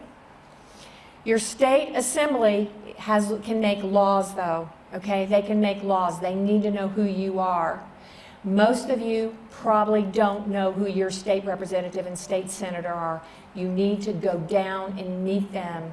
They will listen to your voice. They feel helpless, but it's going to take a critical mass of people. A critical mass. So you've got to do it. You've got to do it. You've got to do it. People like Sonia and I, we cannot do this alone on the streets in the trenches. I'm sure that she, just like I, have gone to bed at night heartbroken over the loss that has occurred with the family and feeling helpless that we could not do more. You've got to support us. So I want to thank you for being here. I want everybody to have a good day today, and thank you. I know that you got questions. I can take 3 because we are so short on time. Okay, 1. Any more? Okay. Okay, 2. Anybody else? Okay, so as I'm going to that person, I got a question real quick for you, Corrine. What is the overarching picture? I mean, what is this? Don't you get the feeling that there's something else, like you say, dark going on? Why are they taking children? But America has always done that. We can't, I can't deny that. So, because of my heritage, I can't deny it. So what do you think that is? Money. Money, money, money, money, money, money, money. Our children have become a commodity, okay? Humans are a commodity, don't ever forget it. And our children, our helpless children, have become a commodity. It's money. But okay, they're commodities, but what's the point? What's the bigger point? Okay. All right. Well, this one thing I didn't get to say, and let me just say this real quick because this is real important. These agencies need to be broken into 2 agencies. I say this, take this back to the policy office as well. I was a prosecutor, okay? When I was a criminal prosecutor, the public defender's office was across the street from me, and whenever we walked in the courtroom, we were at odds, right? We never agreed, right? I always said, go to jail, go to jail, go to jail, and the public defender's office would say, he's a good guy, I can fix them, right? The twain shall never meet.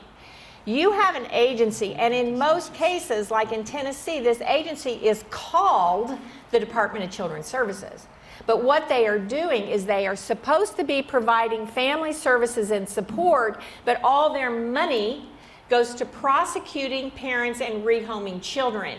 So the agencies must be split. It is an inherent conflict of interest that cannot be tolerated. The Department of Child Protective Services needs to be totally separate and distinct so that parents understand that they're being prosecuted and they have rights. Good afternoon. My name is Sandra Greer Davis, and I am the great-grandmother of 3 adorable little girls who have just gone through a real ordeal with the abuse that they received from their mother and her boyfriend. And although I appreciate the speakers that have spoken, I came here personally with something more close to my heart, okay? What are the grandparents and great-grandparents' rights, whether it be in Tennessee or here in Michigan? How can we help our great-grandchildren? In addition, I heard this gentleman say that he spoke with the social worker, and the social worker therapist said she could not operate at the level of therapy that they needed. That's the second time I have heard that statement. The first time was when it came to me at Kids Talk, when I asked, what type of therapy do the children get? Because I'm starting to see a pattern of abuse that they had been under with their mother that's starting to turn up now. So, and the legal ramifications of this is going to be affected on my daughter and myself. So, Dolores, a few minutes ago, you asked, should we go forward? But how do we help our children who are not on drugs, but not receiving the mental health that they need from the therapists that are being paid to give it to them? You talk about privatization. How do we, as parents and grandparents and great-grandparents, verify the credentials of these private companies that are affecting our children? Okay. So if we're going to go forward, you know, I had my friend and also the grand aunt of the girls to come with me, because I had met Debbie at FedEx, and I said, well, okay, I'm going to get some of my own questions answered. Okay. But it's not being specific enough. Okay, let me tell you a couple things.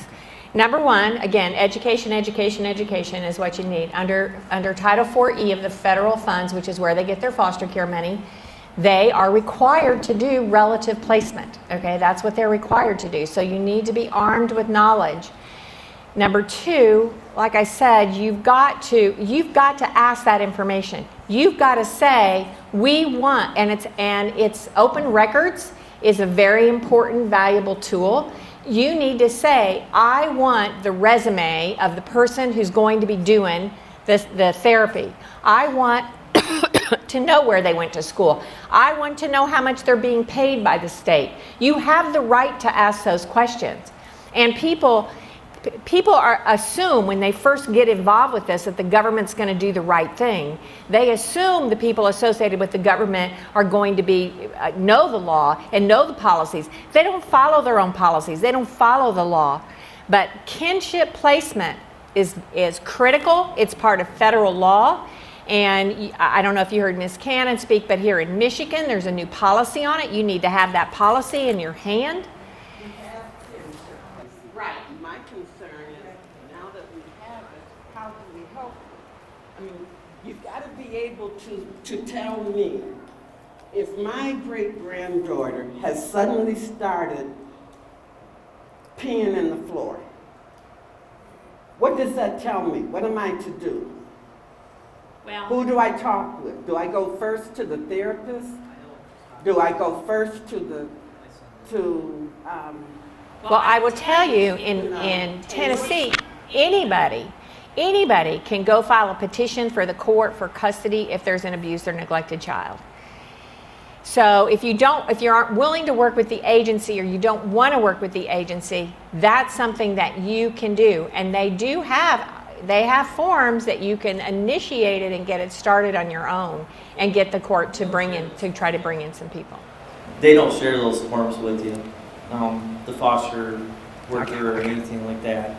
But anyways, I just want to share a little bit of my story if I could. Just a little bit, okay. My brother sexually abused and raped my daughter.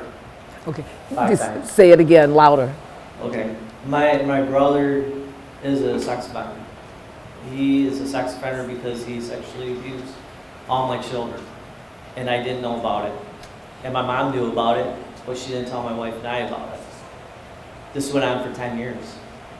I worked as many as 10 jobs to support all 6 of my children. My wife and I, we've never been on the welfare system. Never. The only thing we've ever taken is WIC when we had our children to help us, you know, to get us going. When my daughter told me that she was raped by my brother, I took her out of the situation. See, I didn't know the ramifications, what was going on with the whole situation. So I didn't take all my children out of the situation because I didn't know the situation.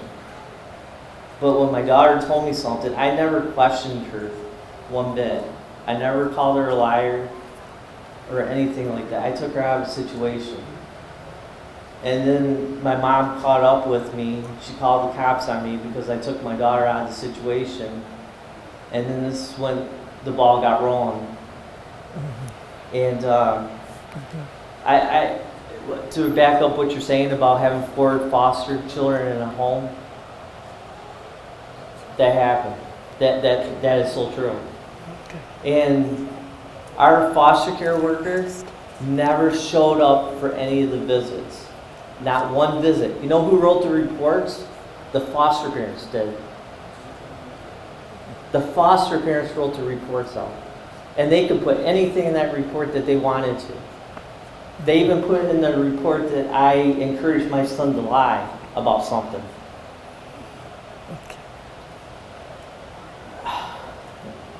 We got to do something. My wife, it's really put a challenge in our marriage. We just celebrated 21 years on June the 6th. If it wasn't for Christ, I don't think that our marriage would have lasted. That's what's been really holding us together. Do we have our moments? Yeah, we argue a lot. But each of us are going through pain that we're venting at each other, and you're nuts. I mean, you're just crazy. When someone takes away your children that you worked so hard for and that you bust your butt for it, sometimes I would work 18 to 20 hours just to support my children. You know, I wouldn't be home for like 2 days, just making sure that my children would have food. This is just the skin of the surface of my testimony, of my situation.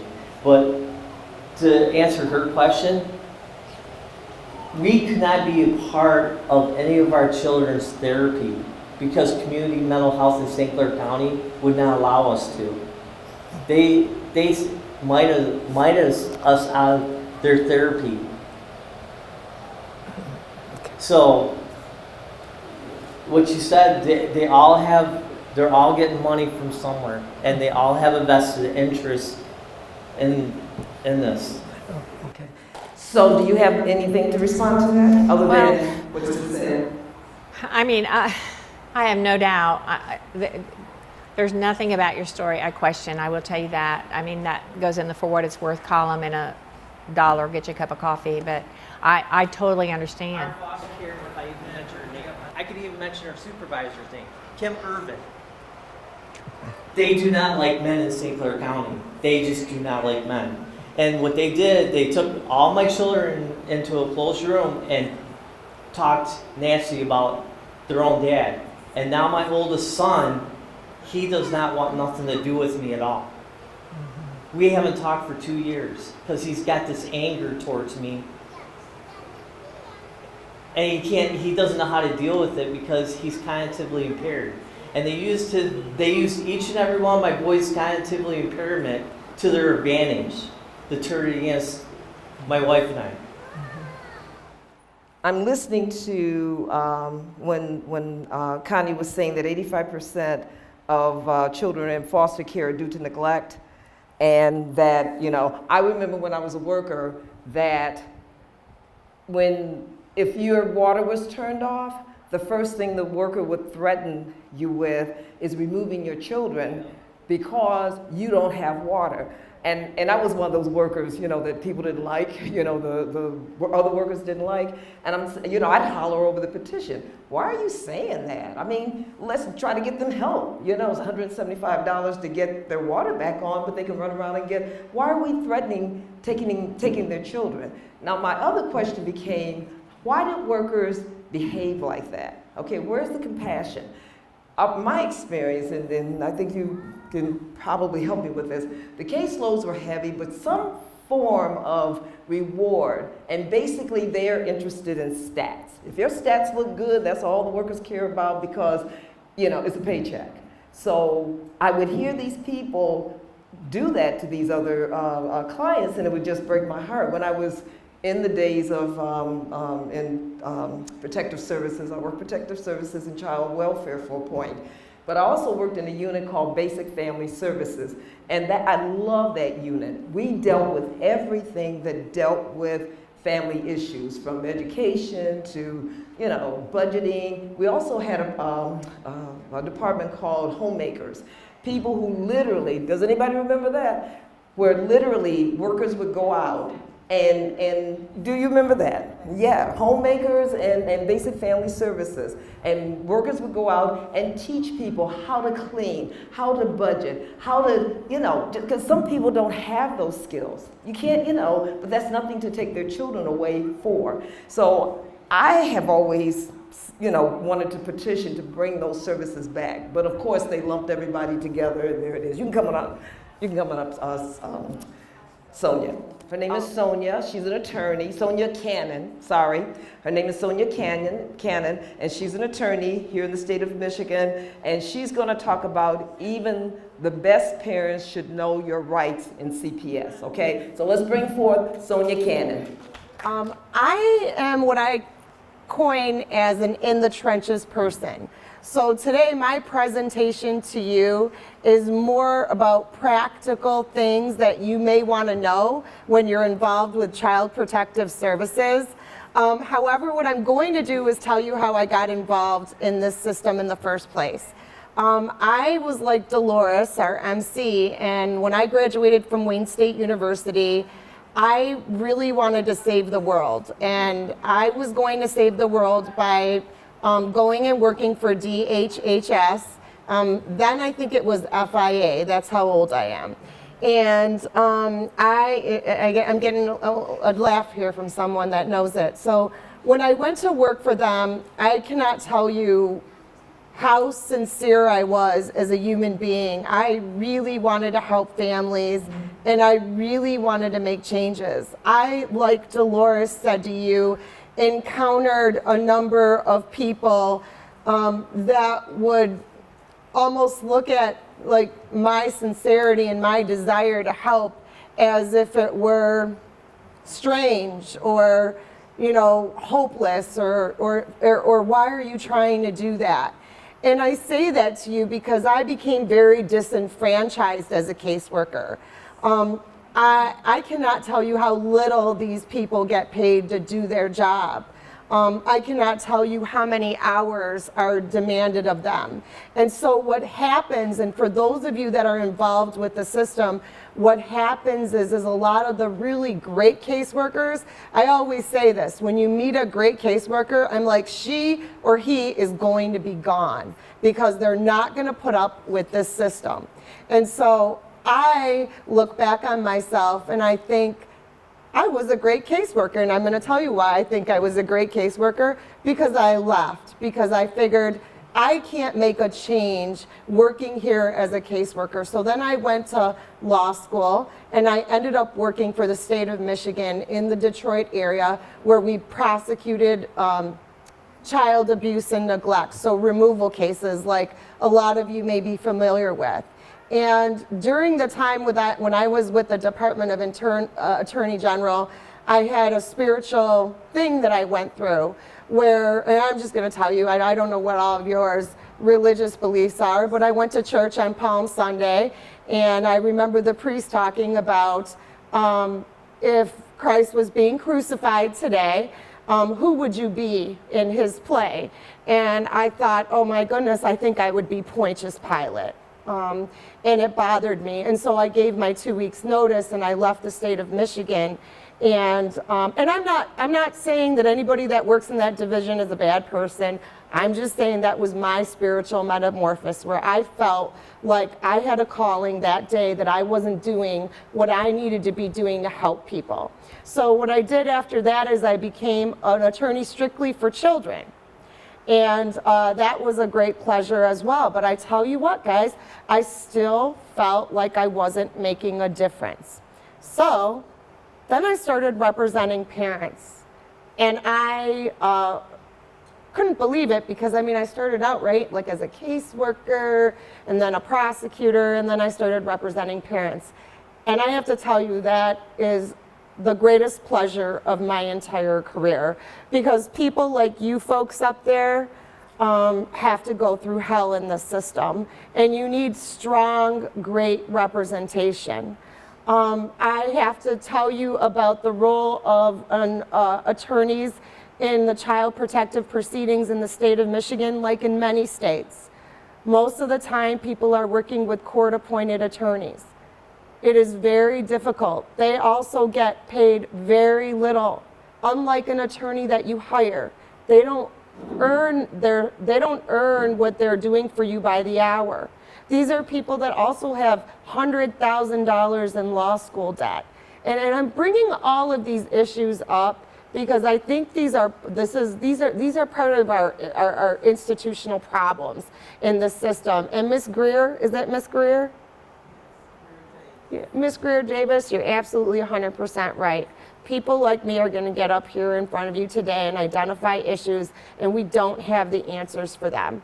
Mr. Nolish, I don't know why a court-appointed attorney that's assigned, and I'm not putting it on you, Mr. Nolish, but I don't know why a court-appointed attorney that needs to save the parental rights of those two people up there is entitled to make like $500. It doesn't make sense.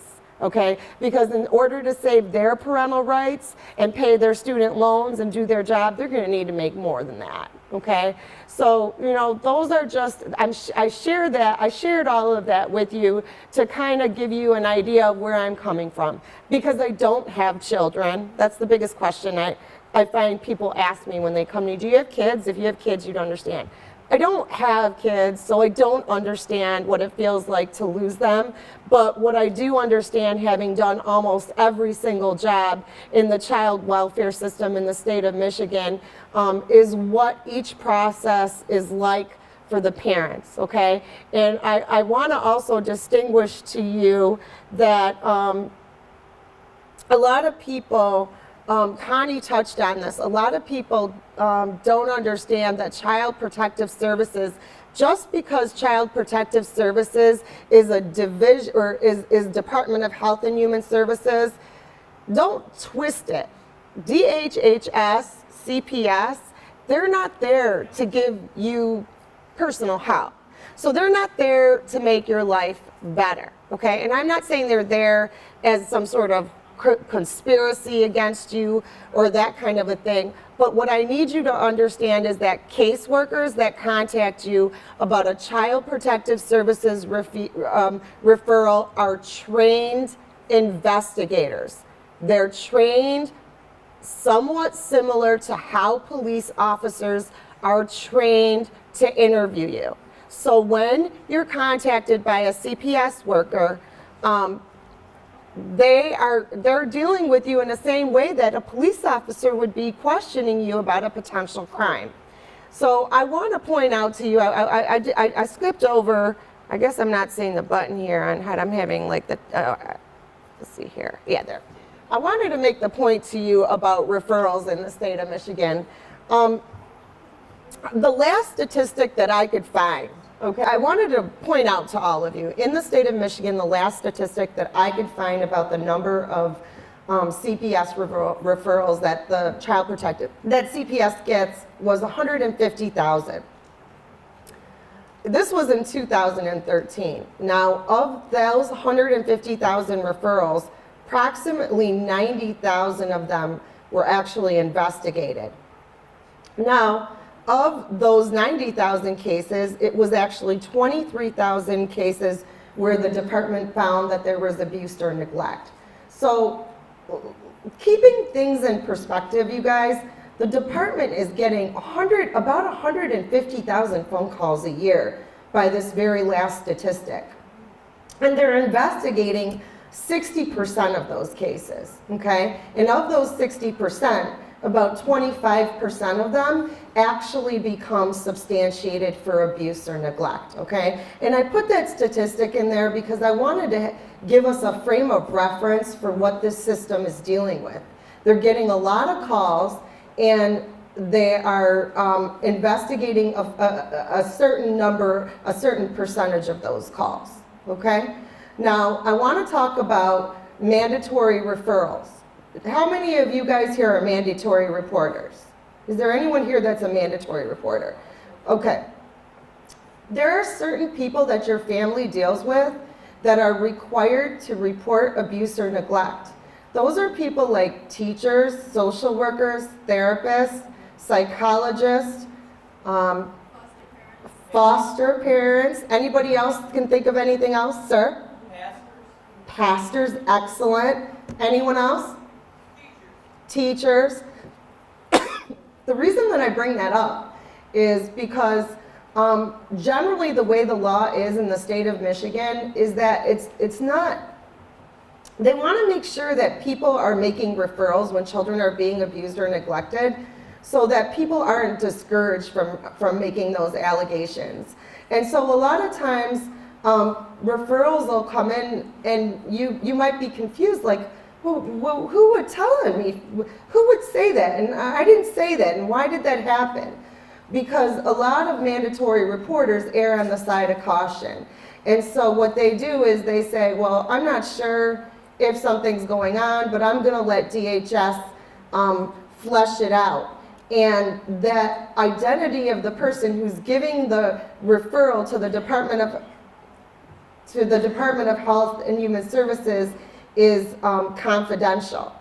And I put a slide in here about custody, that if 3 or more referrals are made by a parent or like a husband or a wife and there's an FOC case, the DHS is required to notify friend of the court. And the reason why I put this slide in here is because what we're seeing in the foster care system, and this is nothing that the governor can do about, quite frankly, this is the state of family affairs, is because of the way, marriage is not so traditional anymore, and or because there's no fault divorce, there's a lot of parental alienation, and there's a lot of problems with custody and families that are experiencing divorce and or custodial issues are utilizing the foster care system sometimes to attack one another.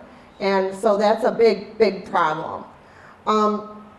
When the CPS worker gets your case, they usually get 30 days to investigate the case. Okay, they can get an extension if they want, but they try not to get an extension. The reason why that's important is because I feel like when they get their referral, they try to press you. And when I say they try to press you, I feel like they get you to try to do things on their time frames. I'm here to tell you that as a person, you should understand that you have your own rights in these situations, okay? And I hope that I can give you some feedback on what those rights are. So first of all, when the caseworker contacts you, if it's on the weekend or at night, they're probably gonna just wanna get an eye-to-eye with the kids or you, and then they're gonna say to you, well, someone else will get a hold of you. They just wanna make sure that the child's okay. I get phone calls all the time from people and they're like, do I have to let them in my house? Do I have to let them see my kids? Do I have to do this or do I have to do that? And 9 times out of 10, or maybe 9.9 times out of 10, the people I'm talking to, I'm like, your kids are amazing. Your house looks way better than mine looks on a Saturday night. So heck yeah, you should just let the worker see them, because that's going to resolve a lot of issues for you. Okay? Now I'm talking about the onset of the case. When a caseworker contacts you, one of the problems that I've been having is that they're required to notify you of what the allegations are of you. The problem that I've been having as an attorney as of late is that the caseworkers are not disclosing the allegations, and I believe that that's contrary to the law. They keep insisting that you have to come into their office or that they need to schedule an interview with you, the allegations to you. This is actually an issue, Mr. Nolish, that I intend on taking up with your office. The law to me is clear. It says that the CPS worker, once they contact you and notify you that there's an allegation, they shall, the word shall, S-H-A-L-L, notify you of what the allegations are against you. Why do I think that's important? Well, remember I told you that CPS workers are trained investigators. And what that means is that if they're claiming that you've abused or neglected your child, I think you should have the right, or you should have the courtesy of knowing what that allegation is immediately. Okay? I don't think it should be sprung on you in a meeting at their office. And I think that that's a tactic. I think that's a tactic to garner information from families and parents who are most of the time very well intended. And what happens is, and it's happened to me as an attorney in the room with my clients, they spring the allegations on you and you just want to explain that you've done nothing wrong. I want to explain that my client's done nothing wrong. And you're entrapped in a situation where you have to address a number of allegations that you were not aware of. I'm here to tell you, as soon as a CPS worker contacts you, ask them what the allegations are. You have a right to know what the allegations are. You do not have to respond to the allegations right at that moment. There is nothing wrong with you saying to the CPS worker, thank you. Thank you for letting me know what the allegations are. I'm going to contact you tomorrow. I'm going to schedule a meeting with you. And the reason why I think it's important to know what the allegations are is because, you know, I look at it from this perspective. You know, I'm kind of paranoid sometimes, like Connie was talking about, and I think, well, maybe they don't want me to know what the allegations are because they don't want me to prepare for the meeting. Well, hell yeah, I want to prepare for the meeting. And you know why I want to prepare for the meeting? Because I prepare for everything I care about. And as parents, if you're going to a meeting about your children, you should be preparing for that meeting. Okay, so yes, I want to prepare for the meeting, and sometimes when you spring an allegation on me in person, I might forget to tell you something, or I may say something because I haven't thought about it. So I'm stressing this issue because right now I'm finding that the failure to disclose the allegations to people when the investigation starts is one of the biggest problems I'm having in CPS investigations. I discussed this with Connie, the woman that spoke before me. She also confirmed to me that there was the same type of issue in her state, where as of more recently, they were being very vague about what the allegations were, and they were not apprising the people of what the allegations were. So again, please, please remember by statute, and the number for that statute is MCL 722.628, you are allowed, or the agency shall disclose what the allegations are against you. As far as interviewing you, okay, also don't, for the same reasons that I just indicated, don't fall for, we need to interview you right now, or we need to interview you tomorrow at 9 a.m. Okay, you're gonna be super upset when this happens, okay? People don't wake up every day saying, I wanna get a CPS referral. This is a really traumatic thing, and I think for those people that are not involved in the system, the problem is if you've never got a call from CPS, you've never had to freak out like that. Anyone in here that's had to deal with that phone call knows what that initial feeling's like. It scares the living daylights out of you. So they're gonna be like, we need to schedule an interview right away. We need to do this right away. No, it doesn't have to be right away. Okay? Now, there are some more extenuating circumstances where I think it's not unusual that they would need an interview right away. And those are like the medical kidnapping, well, the medical cases like Connie was referring to. So in other words, when you hear of like a cousin or someone, a family member's at the hospital, they're at U of M, they took the baby in there because there's a fracture, and all of a sudden they got CPS and police officers at the hospital, and this does happen. So for those of you out there that have never been involved with CPS, I know there's at least 2 people over there in the audience that can probably affirm to this whole protocol. But, you know, if you're in that situation, they're going to try to interview you quickly, and you still have the right not to make statements, okay? Because what I find a lot of times is when people make statements very quickly, especially really great, amazing parents, they're so upset and they just want to make everything okay. They just want to tell the worker, they think, if I can just tell them, you know, something, if I can think of something to tell them, not meaning to lie, not meaning to give conflicting or statements that weren't corroboratory of how things actually happen. Sometimes very well-intended people at the onset of an investigation say things that they didn't mean to say because they were just trying to help the caseworker do their job. With regard to your children, there may be a request to forensically interview your children. I heard Ms. Greer talking about when the children went to Kids Talk or Care House. That interview is a recorded interview and they usually do those interviews when there's allegations of severe physical abuse or sexual abuse. And the question is, do I have to let CPS interview my child? That's one of the major questions that I get from almost everybody that calls me. And most of the time, you guys, I say, what are you so worried about? Because most of the people that call me have children that go in there and say amazing things about their parents. If you don't cooperate with the Child Protective Services investigation and the allegations are severe or what could be considered like say physical or sexual abuse, you might be looking at a removal of your children because you didn't cooperate.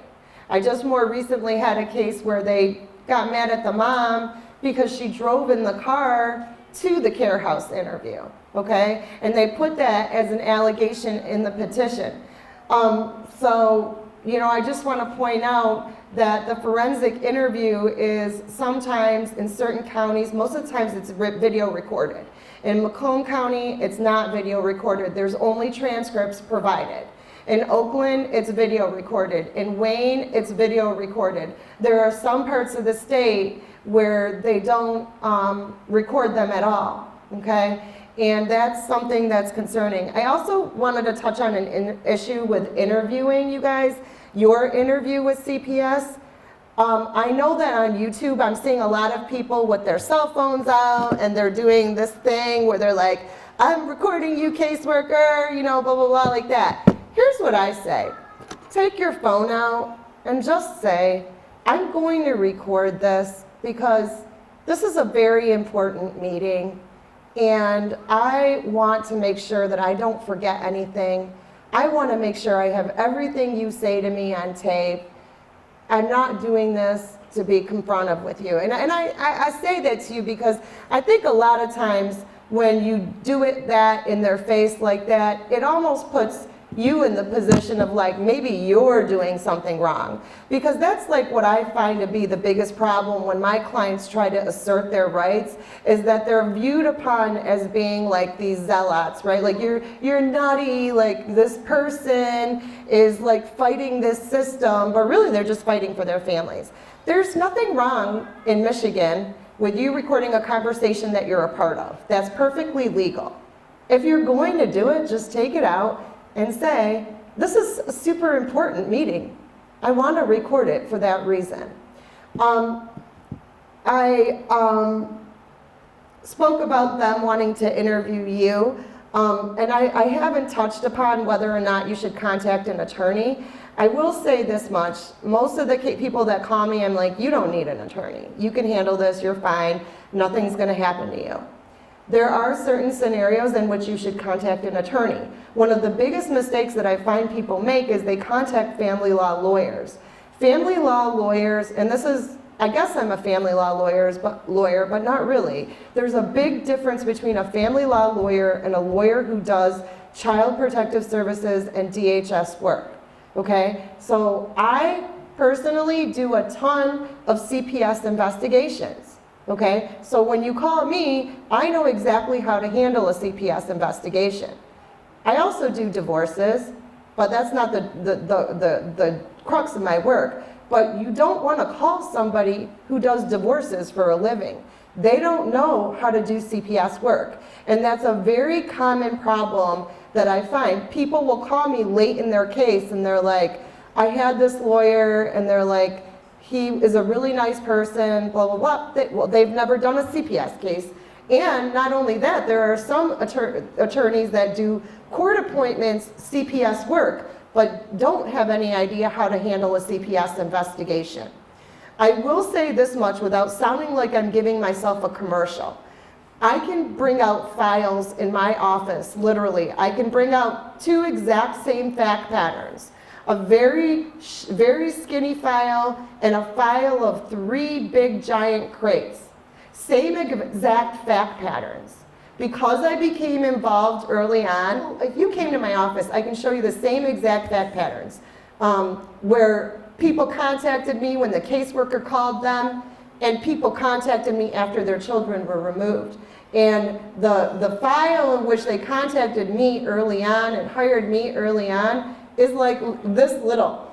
And then the other file is boxes upon boxes. And that's because, you know, I can do things, for an attorney can do things for you that you can't do for yourself. Like, for example, when I'm talking to a caseworker that's investigating you, I can point out to the caseworker that I think that their opinion is not logical. Or I can point out to them that they've missed evidence. The other thing is that I do my own investigation, and I do things to get them the information that they may have missed over that we were talking about earlier, where I forgot who it was. They were saying, I think it was Connie or Debbie that was talking about information that they disregard information that's brought before them. Let me be clear. You cannot rely on them to do the investigation that's going to save your butt. You have to do it yourself. You have to bring the evidence to them. And the reason why I'm giving this very, like, almost boring talk is because I know that not everyone can afford to hire someone like me to do that, okay? So whenever anyone calls me, I always tell them what I think they need to do. And that's why I'm here today, is because I'm trying to convey this very mundane information to all of you about what you should be doing. Or if one of your relatives or family members ends up having this problem, what they should be doing. Okay? So if you can't get an attorney to represent you during the CPS investigation, at least call one. Okay? Contrary to what most people believe, most lawyers, most of my friends, myself included, I try my very, very best to speak to every single person that calls my office. Is there any questions? Okay, Sonia, to all the other attorneys in the House, the question that I had as you talked about this process, which I'm quite familiar with, is there an appeal process once a child has been removed from their parents in terms of their parental rights? Can they appeal? Okay, yeah, that's a great question, and actually it's a very important question because we just got something that was handed down from the Supreme Court. There's been some instruction, and it's hard to decipher what it all means yet. But to answer your question, first of all, you always, once it goes to court, you always have a right to appeal, okay? So in no other type of case other than criminal are you entitled to be appointed an attorney, okay? So once it goes to the juvenile court, yes, you absolutely have a right to appeal to, first of all, if you have a referee, you appeal to the judge in the circuit court, and then after the circuit court judge, you appeal to the Court of Appeals, okay? We just got some instruction from, I think the court rule is changing. I think we're gonna have a right now to appeal the original removal, okay? Meaning the reason why the children were removed, we're gonna have the right to appeal that all the way through the end of the case. Whereas before, it was only if you didn't appeal it right at that moment, you had forgone that right to appeal. Okay, you have a chance of winning an appeal like you have a chance of getting hit by lightning. Okay, so that's why I am giving you this kind of mundane speech today, because the work that I do, that I feel like I would like to train more people to do, is how to practically deal with these situations. Okay, so yes, you have a right to an appeal. It's very hard. Is there a reason why you're asking that? Yes, I was just listening to the conversations. So there's no statute of limitation? Oh, there is. There is. Yeah, you have a time limit on how quick that you can file an appeal. And, sadly, I get phone calls from people all the time, and they're the most heartbreaking phone calls. A year, 2 years later, can you appeal this for me? No, I can't. Debbie's next. Okay, hey, Debbie. Thank you for having me. Thank you for being here. I appreciate you very much. Okay, you had said that when the kids get older, they will find you. Yes, some kids will, but when you take children when they're from the hospital, and that's why I didn't come up with that word state-sanctioned kidnapping. That came from a group of attorneys that said that's what they're doing when they falsify documents and stuff. It's state-sanctioned kidnapping. So that's what I said. But no, when kids are taken straight from the hospital, or when they're 2 and 3 years old, them kids will never find their family members because they lie to them.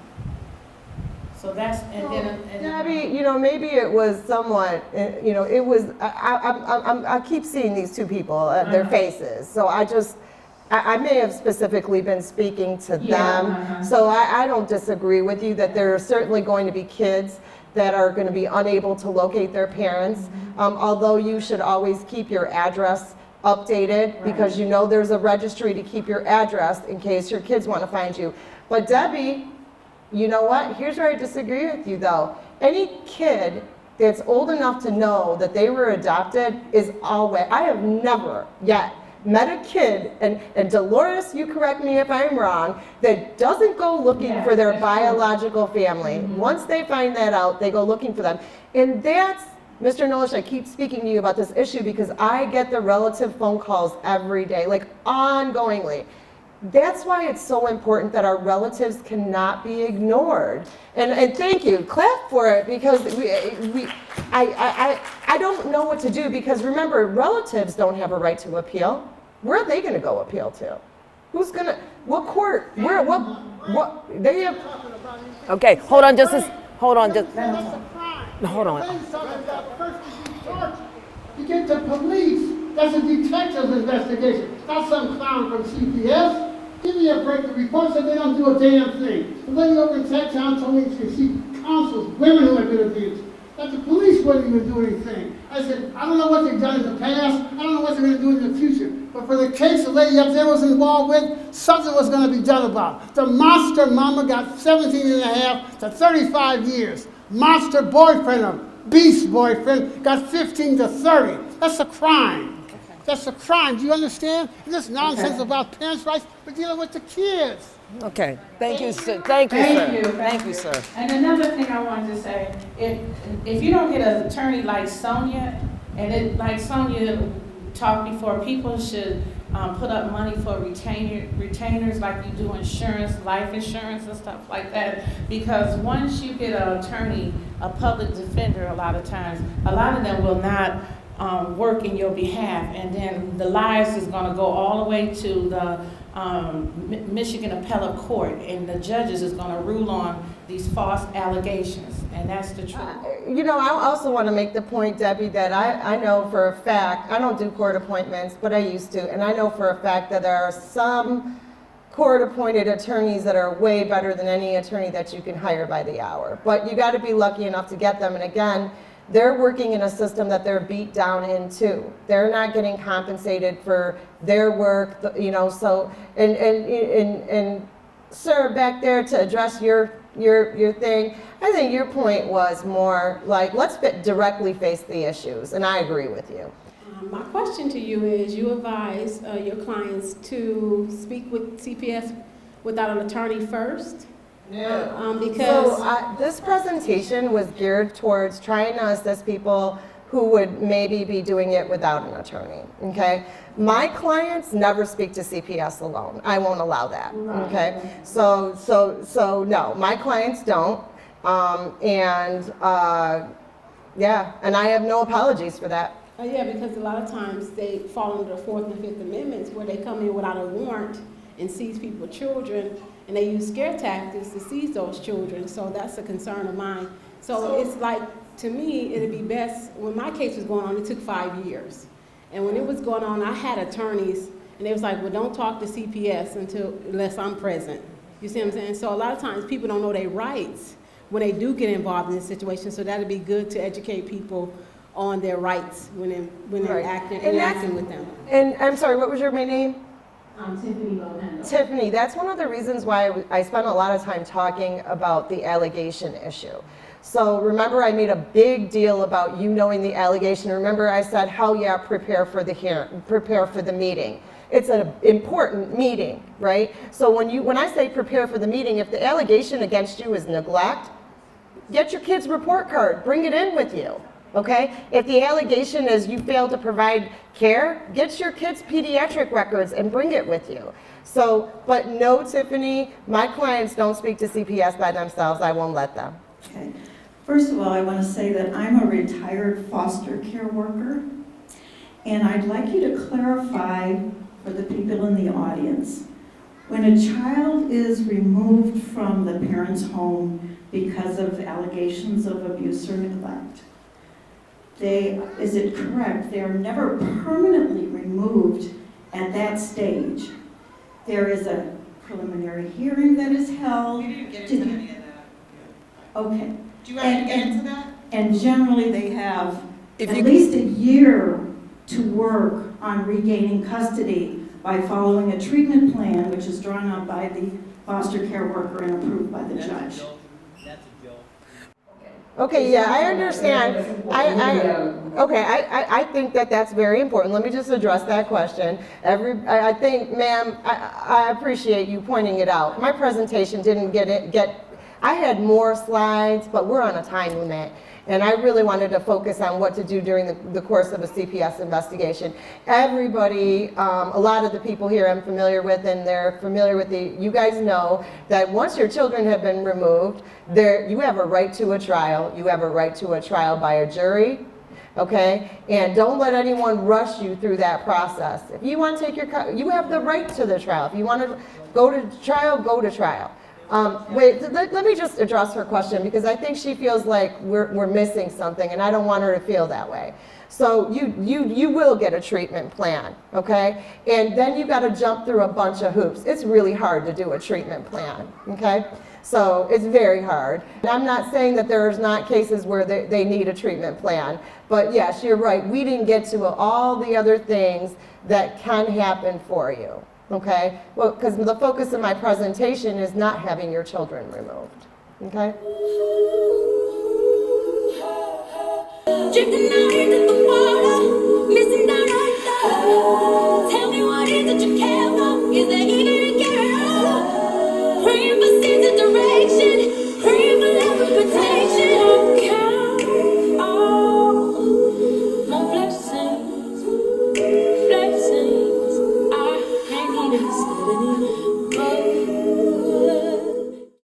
I said last night they took my father, George Lockman, he's a war hero. Kaiser Wilhelm himself had given him these medals. Please, can you find him? Can you send him back to us?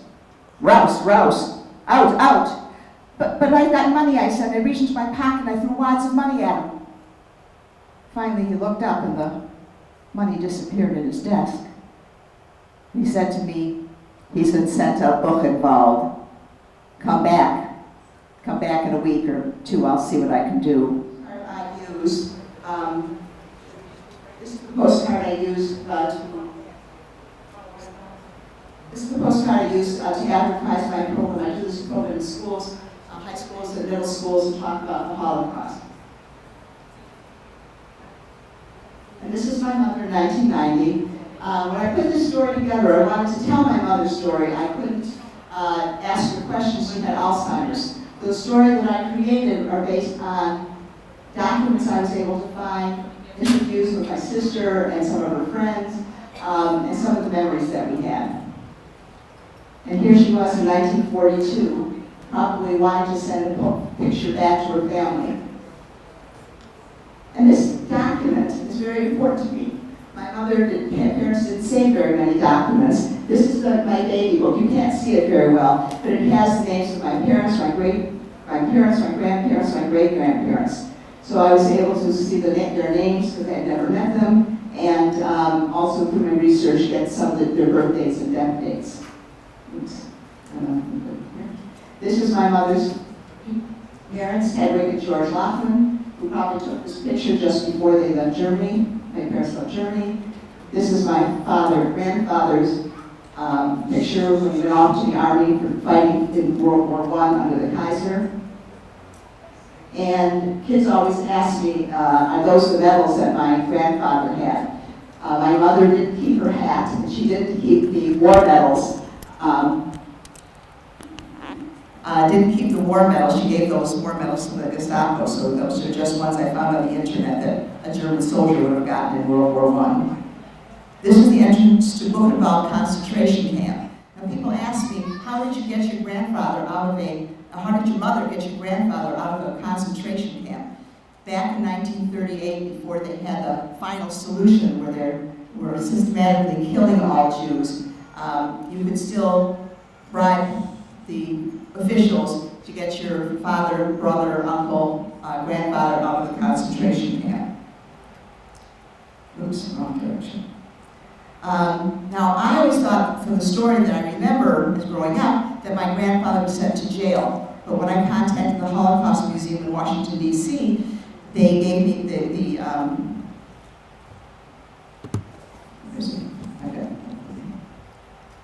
kind of hard to see. I'm just going to go through it quickly. It gave his birth date, which I didn't have, and it showed that he was deported to Buchenwald, which was a concentration camp, not a jail. And this is my mother and her favorite doll, Judith, that I'm named after. My mother was born January 5th, 1912. And these are some pictures with my mother and her mother. And her first day of school, she's carrying a cone. And I found out from a German library year. And these are my parents' wedding pictures. They were married February 21st, 1936, which is very important. You can't see it on this. Is the marriage certificate that I had. And it showed that they were married on February 21st, 1936. And then I recently found another document that showed they were married May 9th, 1940, which means, and the names Sarah and Israel were added to their middle names, identifying them as Jews. So this is the official Nazi marriage certificate that was issued to my parents, and the other one didn't count anymore. And this is just a close-up of it. And this is the wedding picture, another wedding picture with all of the family members. There's my father. A lot of the people here, I don't know who they are. I don't know if they survived. There's 2 children down there below. I don't know if they survived, if they perished in the Holocaust. And since the story was about hats, her photo album she brought with her, I could find some of the information that I needed. So I have 2 pictures with her wearing a hat. And my parents in their first apartment, and next to it was the car my father owned in Germany. And this is the city of Boyden, where my mother was born. And it was a pretty modern city, medieval, but a modern city at the time. And this is the synagogue that was burned down to the ground where my grandmother and grandfather had to stand and watch it burn down, along with hundreds of others. And there's some other pictures from the internet about Kristallnacht, the synagogues burning down. This map has tiny little black dots, hundreds of them showing all the synagogues that were burned down to the ground in Germany and Austria. And the word Judah put on their storefronts and burning of the stores. And this has obstacles to immigration, so I'm going to go through this quickly. This is my mother and her brother Heinz, and the one picture on the right is probably the last picture she had of him, and she had to leave him behind because he couldn't get an exit visa. And I didn't know much about my uncle, and so I asked, my mother always felt guilty that she couldn't bring him, and and I didn't know whether he had died before they left Germany or after they left Germany. And this also from the Holocaust Museum gave me his birth date, saying that he was born December 31st, 7 years before her 7th birthday, so I could put that in the story. Okay. And if you go to the Holocaust Museum in West Bloomfield, this is a cattle car that they put hundreds of people in and took them to concentration camps. My mother's parents and my mother's brother were sent to Auschwitz, and I was able to find that out. And they would have been stuffed into this cattle car and taken to Auschwitz right away. Probably as soon as they got off the train, they would be sent to the gas chambers and killed. This is an artist's rendition of it. And this is what they would see, Auschwitz concentration camp. Arlach Mike 3, weird work makes you free. And that's the gate, and those are the barracks they would have stayed in. And you can see, not very well, but hundreds of people being pushed onto that boxcar, and then there's the showers. You go in and take a shower, which instead of water coming out would be gas, and at the bottom would be the crematoriums where they ran day and night burning bodies. Another picture of the crematorium. This is my father's parents, Elsa and Max Mossbach. They also perished. And my father, I like to show this slide in schools because that's how they dress my dad, with a little dress. And so they think that's pretty funny. And my father had a sister, whose name was Henny. She left Germany before, like in probably 1933 or 1935, before things got bad. She moved to Israel and she became a pioneer. And she lived there the rest of her life. And this is my father's store that his parents owned. And a book I was able to find that showed what happened to my father's parents. They were transported to Riga, which was a ghetto in Latvia. And in Latvia, there was already a Jewish community there, and when they started transporting more Jews, they would take the ones who were there first out into the forest and shoot them in shallow graves. And as more came, the people who were there for longer were sent and killed. Probably eventually they were all sent to Auschwitz too. And they were going to a ghetto, so they probably packed household goods. And this is what Riga would have looked like. And this is the ship's manifest, which I was able to learn a little bit more about my parents arriving in America, and something about the ship. This is the ship, the Nyasa, and the Statue of Liberty, welcoming them in. My parents' naturalization paper, and that cute little thing is me. Okay, thank you. Okay. I don't know if anybody has any questions. I'll be out later and you can ask some questions to maybe other people.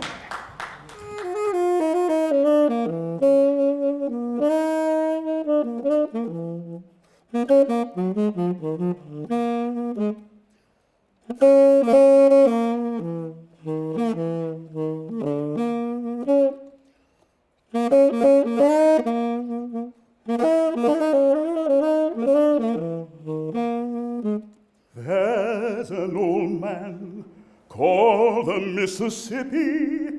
That's the old man that I'd like to be. What does he care if the world's got trouble? I won't ask you if you had parents. I presume you did. So, and many of you are parents, so that really, the whole issue affects all of us in the room. One thing I've noticed as the day has gone on is I have not been surprised. I wish I could tell you that something has shocked me.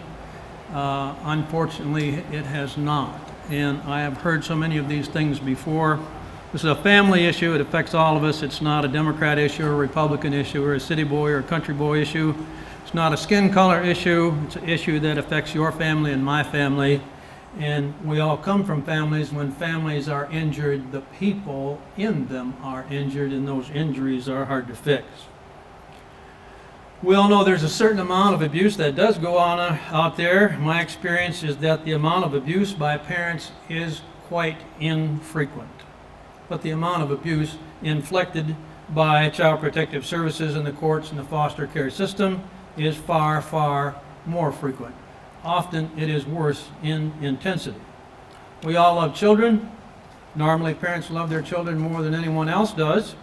I trust that no one in the room wants children abused, but the question is the current system effectively reducing child abuse? I think you know my answer to that.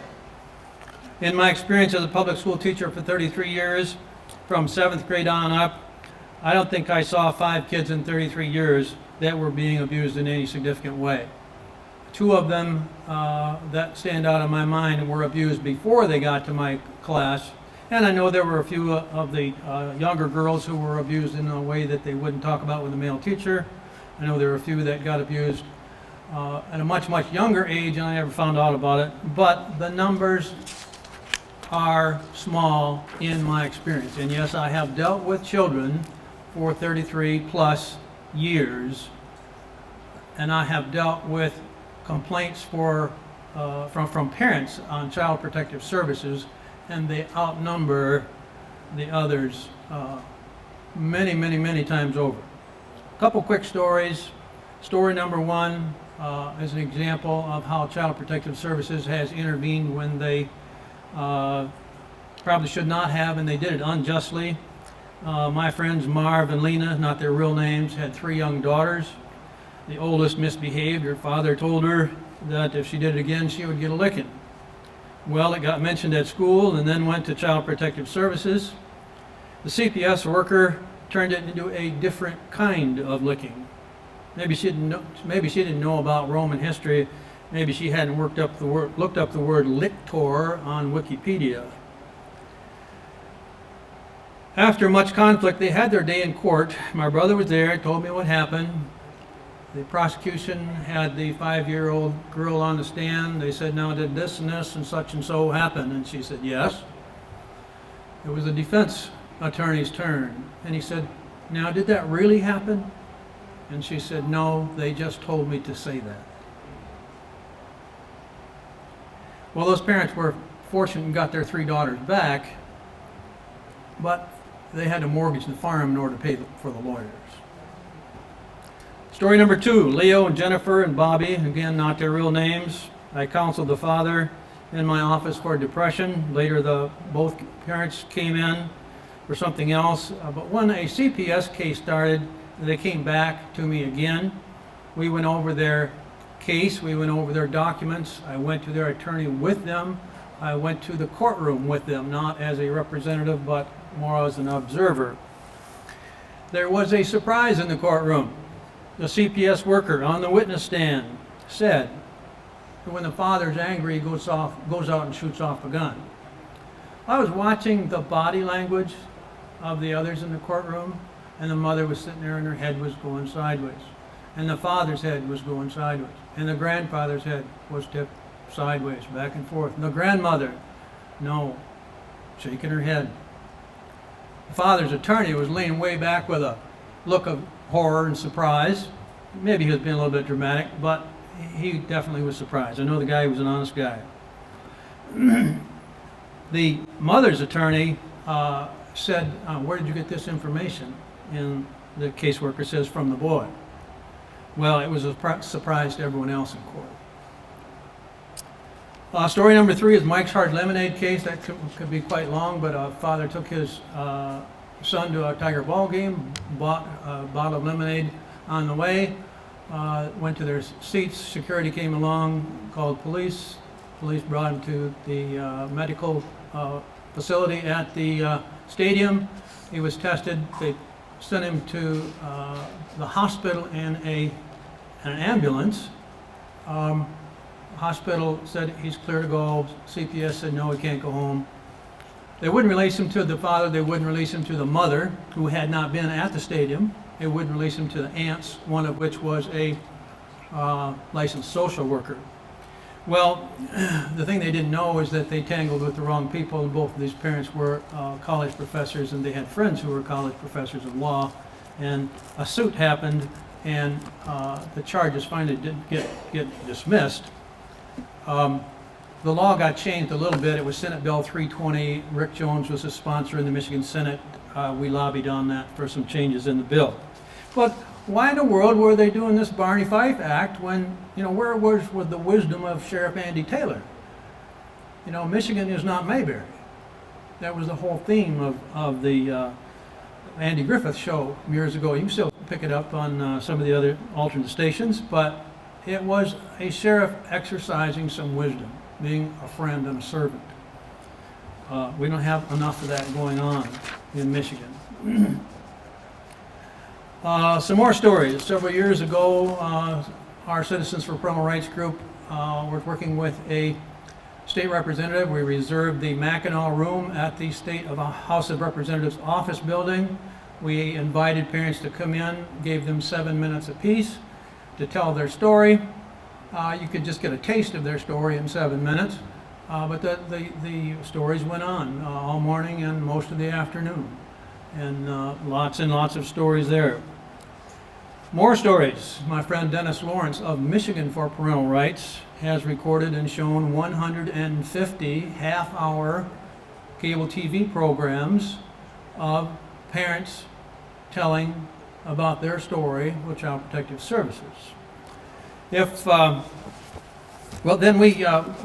an incident that happened a couple of years ago. Mike Cox used to be our Attorney General, and he was running for governor, and we caught up with him on the campaign trail, and our treasurer and I talked with him briefly about some of the things that were going on. And he said something that was quite significant, quite spontaneous, seemed very, very open and honest. He said, "We're hearing these stories everywhere we go on the campaign trail." Well, another elected official has already been mentioned. That's Nancy Schaefer. She wrote a scathing report. She was an Alabama state senator, murdered in her bed, I believe it was, and her husband was dead also. They called it a murder-suicide. Lots of folks think not so. If you need more stories, I have a notebook full.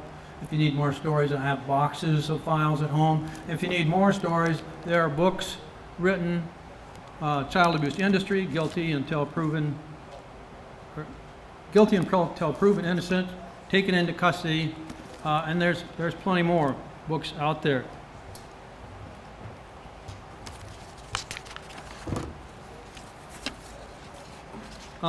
Not only is it unjust and unfair, but it's harmful to kids when they are separated from their families. Anyone that does counseling or work in psychology will tell you that it is traumatic for children to be taken from their parents. So it's not only a parental rights issue, it's the welfare of the children issue. The American Bar Association has a website with a collection of stories about and explanations and studies of why this is traumatic to children. National Coalition for Child Protection Reform has on their website an article about the evidences in foster care versus keeping families together, and keeping families together, even if there's been some minor abuse, gives better results. Why is this happening? Why is it happening? Not just in Michigan, but all across the country. It does happen in some other countries too, but let's just talk about our own. Why is it happening? Now, you and I can't look into the heart of each CPS worker or each judge and determine exactly what their motives are. But many around the country agree with what Connie Reguli said from this spot a little while ago. M-O-N-E-Y. Okay? Many are alleging that the flow of federal money into the states is a major factor in increasing the aggressiveness of Child Protective Services workers in the courts. On our website, citizensforparentalrights.com, I posted some of the explanation and links to partially describe the flow of money. It's accurately sourced and footnoted. It illustrates how money flows on a per-child basis. Let me share a few examples, and this is from that website, my website.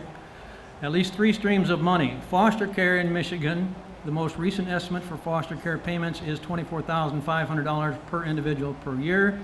Of that, I figured out that about $13,500 goes to the actual foster parents, and this leaves about $9,000 in the hands of the government agencies. That's per child.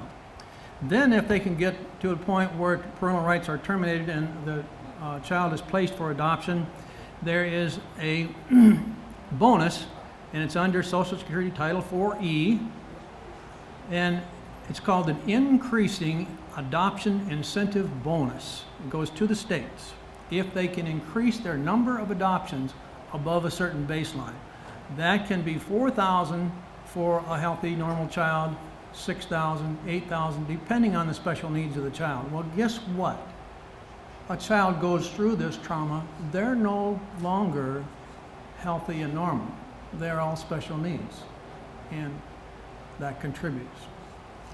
Then after adoption care, there is a flow of money for adoption care. Now, I went to the Michigan Department of Human Services, Department of Health and Human Services website. And let me read this. You can get this. The link is on our website. But let me just read you some numbers here. A residential care bonus of $10,000 will be paid to an agency that places a child for adoption directly from residential care per child.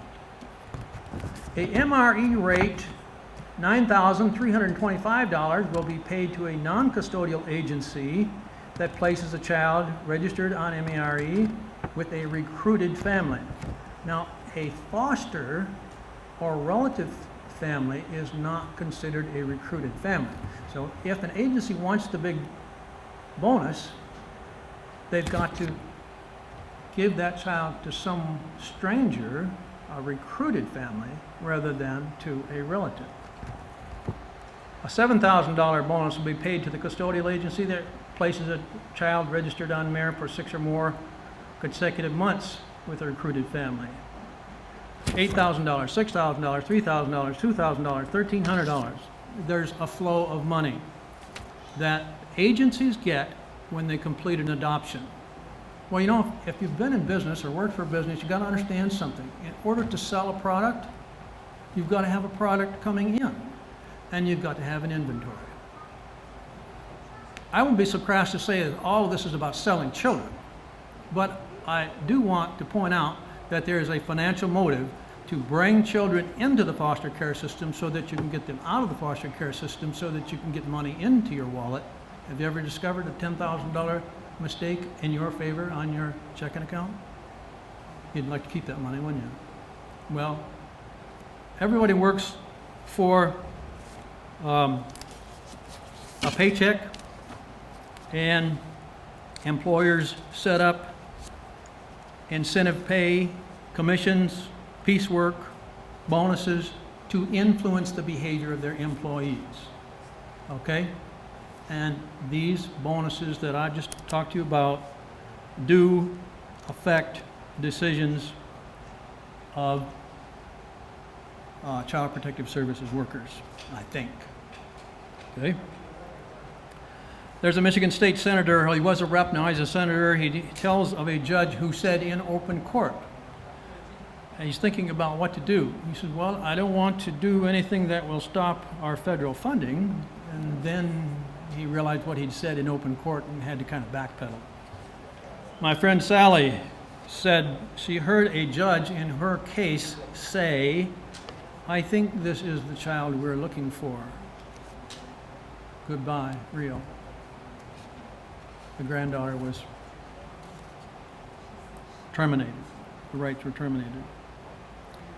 Well, I have a commitment from a state rep from my county to discuss this matter of the flow of federal money.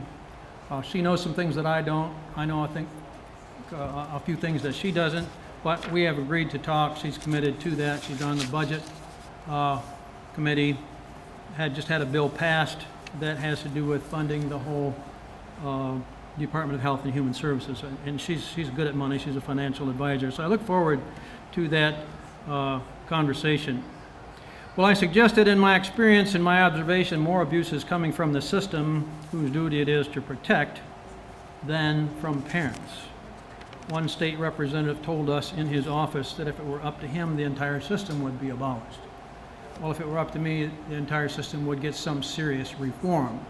Just had a brief chat with Mr. Nolish in the lobby out here, and that's what I said to him. We need to change the way the money flows. And then we need to gradually get the federal government out of this. If you read your Constitution, and I have read it over and over, took a class on it, it's not in here.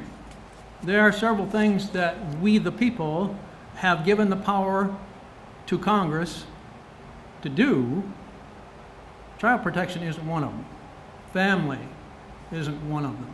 They need to deal with things like the post office and patents and copyrights and federal or international relationships.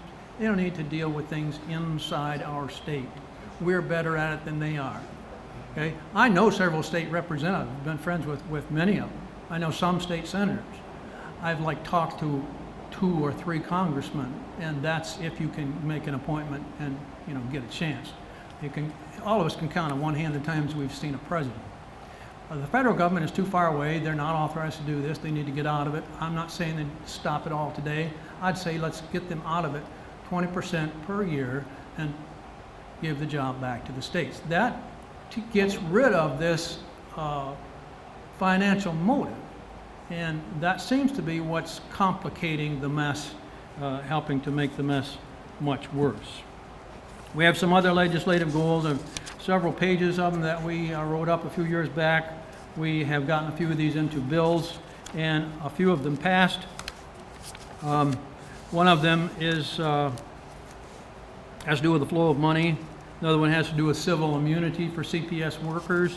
That needs to be eliminated if they intentionally lie. If they knowingly lie or knowingly present false evidence, they should not be immune from a civil suit. And wouldn't you like to have a lawyer work on that one on a commission basis? Wouldn't they work hard?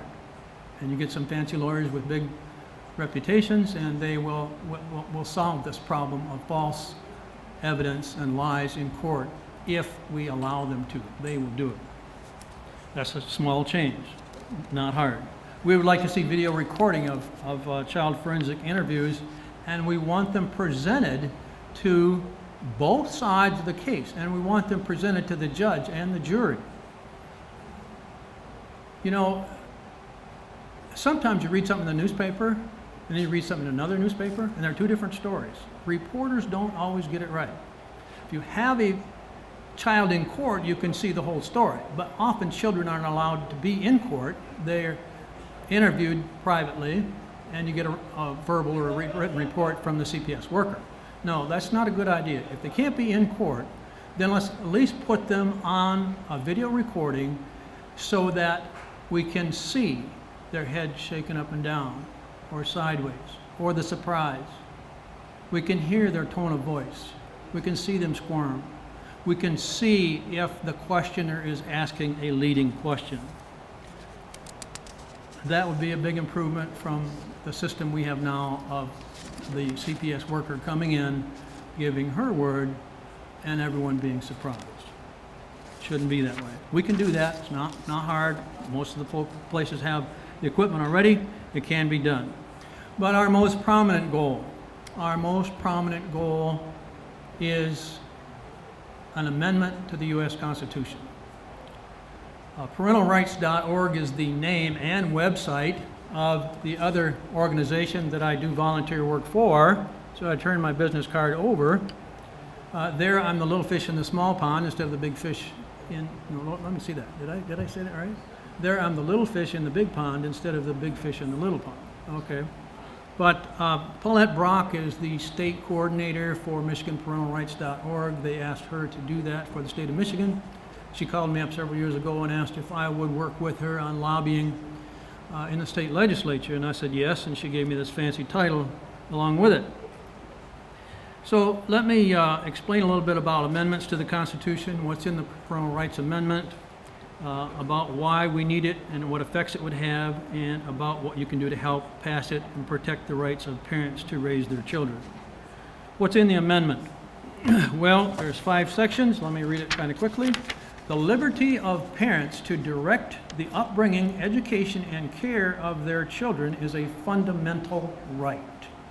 Section 2.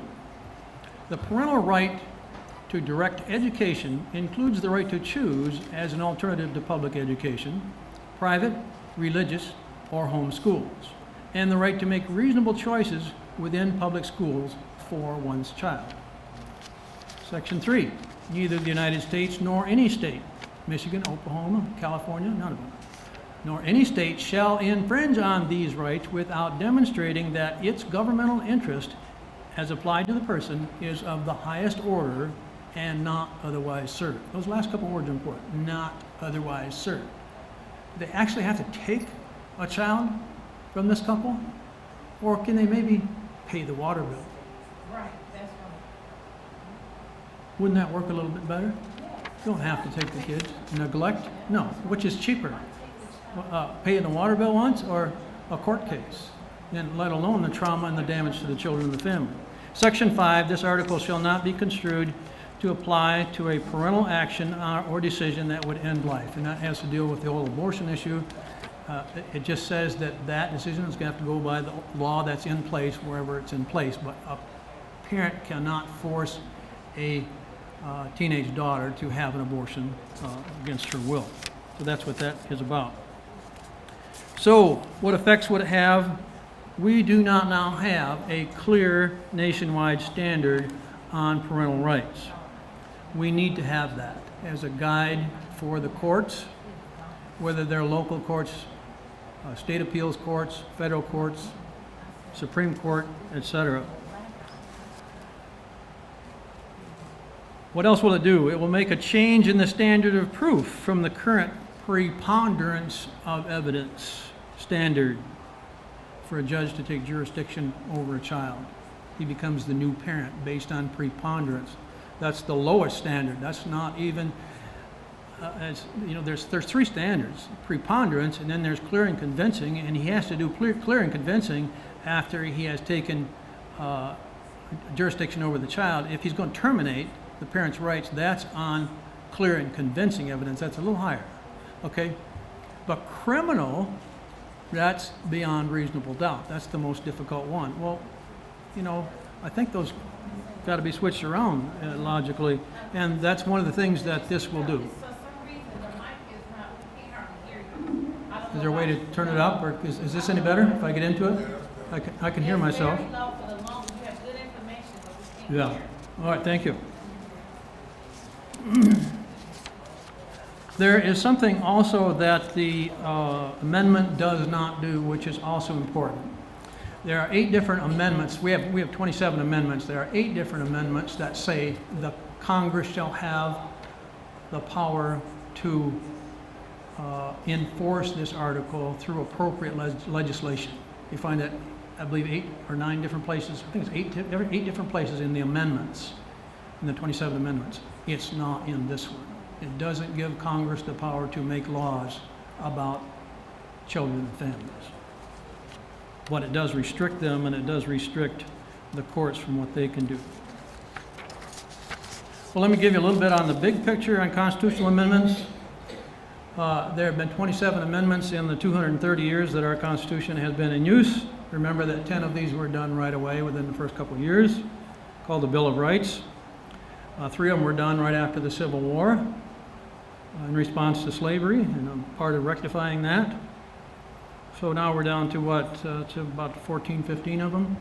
And most of those have been dealing with elections, how the Senate, the U.S. Senate is elected, or how the Vice President becomes President, or how the Electoral College works,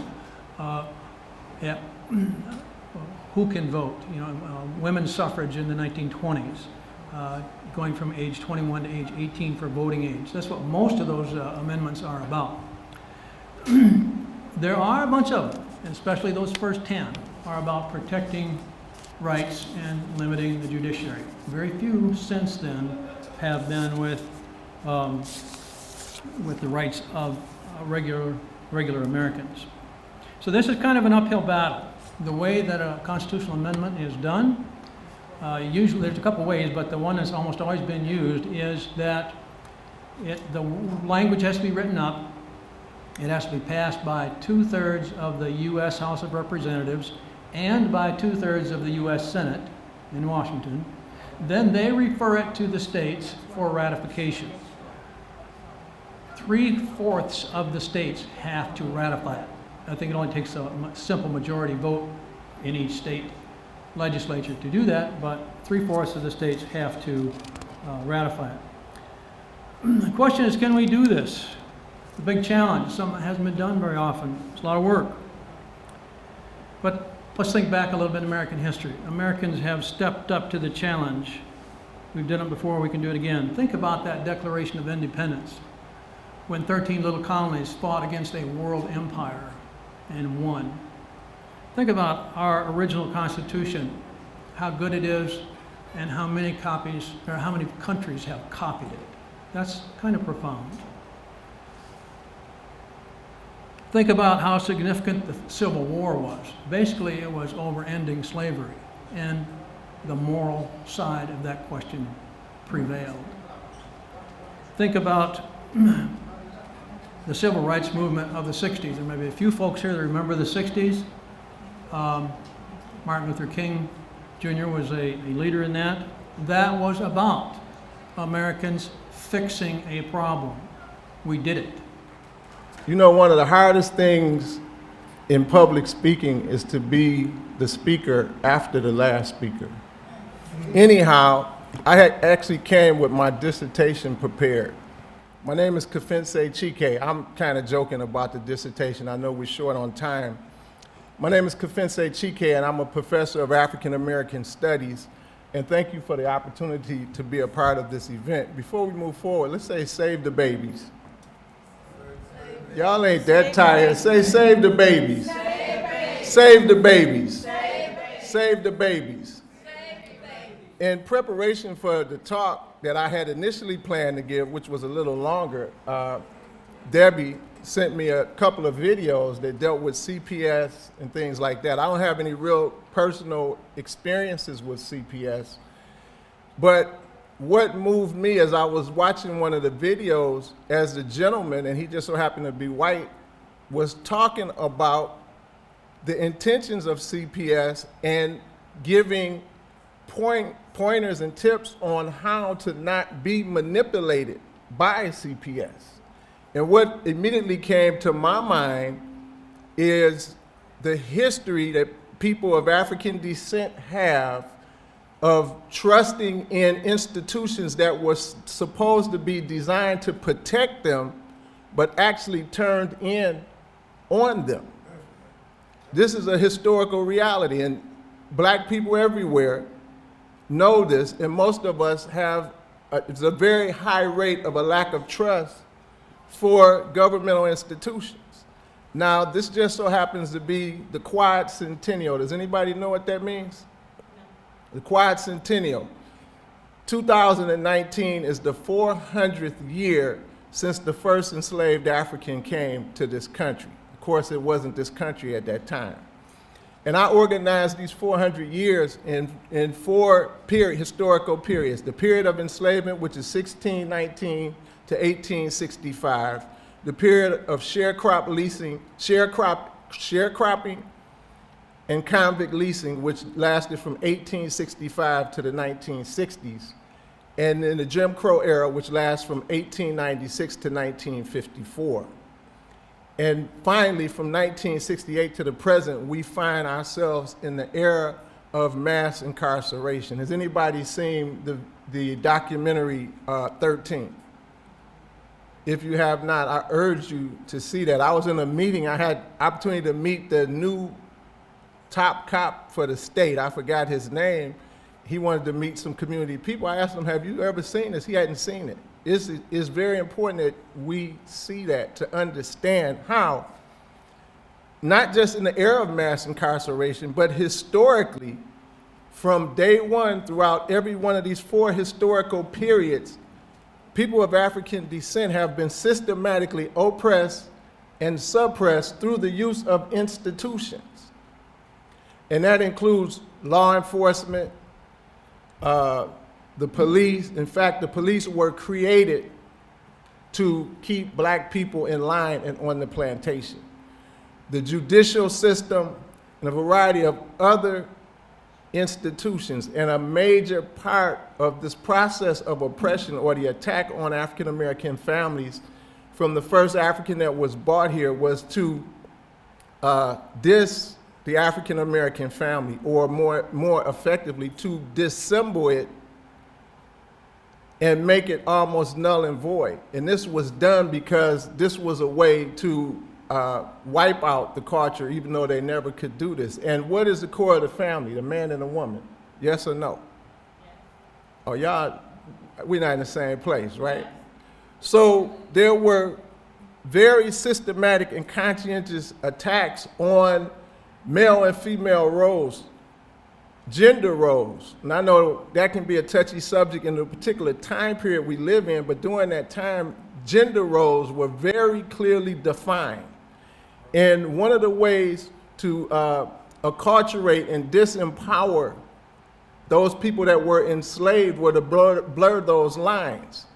And of course, if the man and the woman, who are ultimately the parents, if they're not clear on their role as men and women, particularly as it pertains to the family, how can they be effective parents? Does that make sense?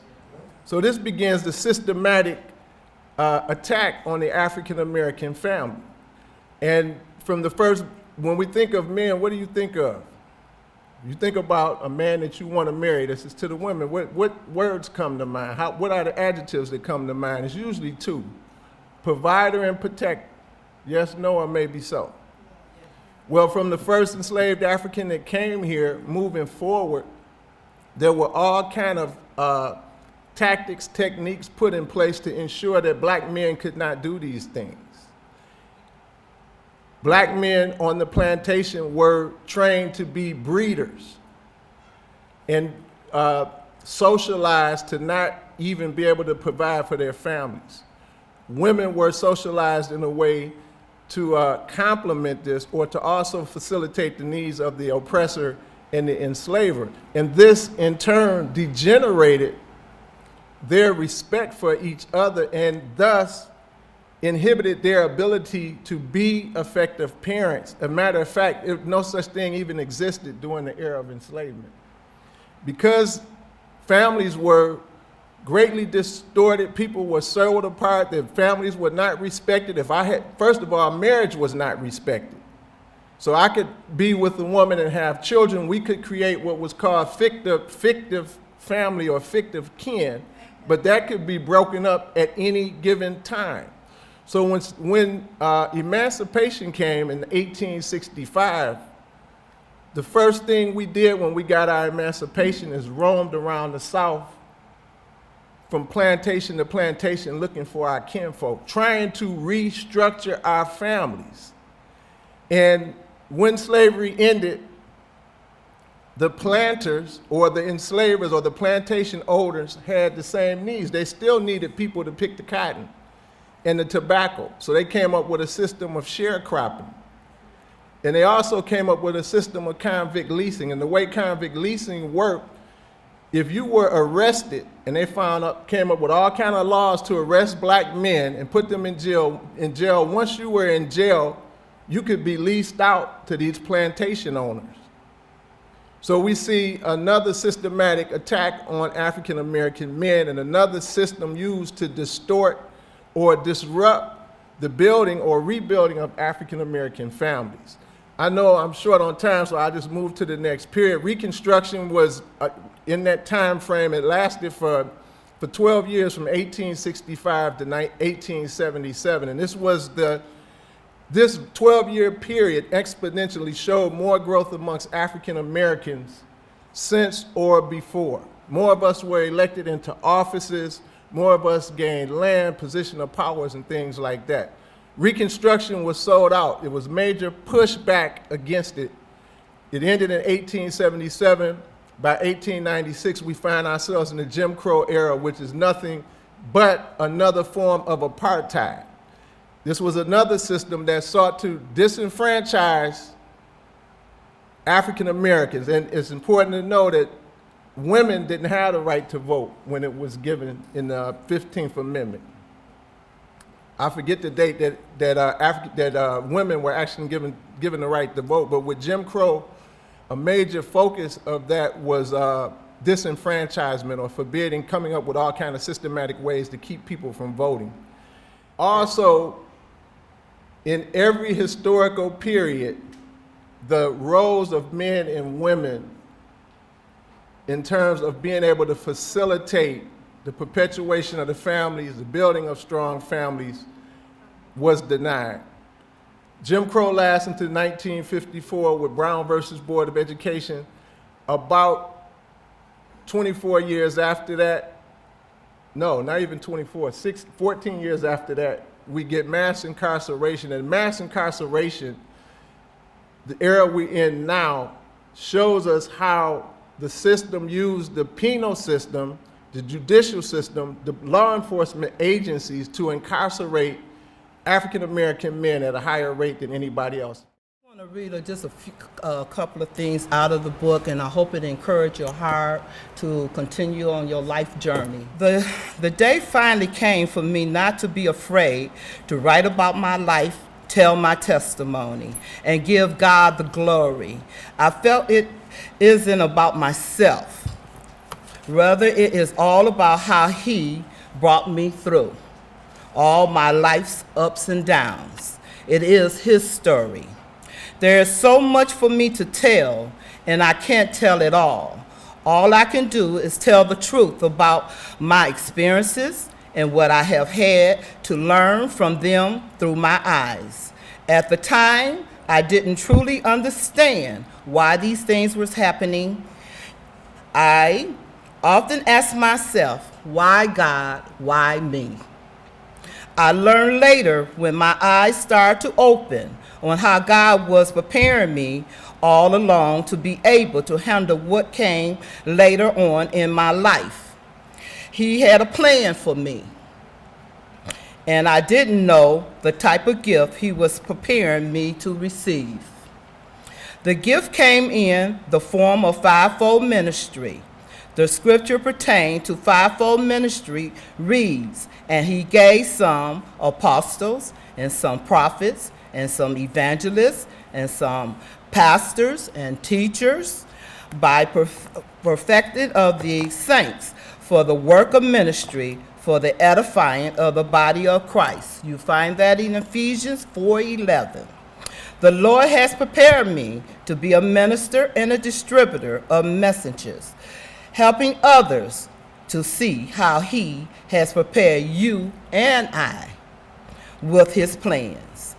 By praying, having faith, trusting Him, and believing in our relationship with Him, we can begin to see the connection He has with our life stories. I am hoping that by you reading this, His story through my eyes, my life's testimony, you can open your own eyes and give Him the glory of the testimonies in your life. And this is the last little bit. I really hope you take it to heart. And this is the words that I received from the Lord. And it says, He was preparing me or you. God has a plan. Can you see how? He prepared me to help others. Why God? Why me? Look where He brought me from. How He prepared me, learning by experiences. Just tell the truth. Don't be afraid. Can't tell it all. There are dots between the lines. There are lines between the dots. What is your real connection? Teaching by experiences. And I know you all today have learned so much. You got so much experiences. The Lord put this in your heart for a reason. He has a plan for each of your lives. And that is it. Thank you all.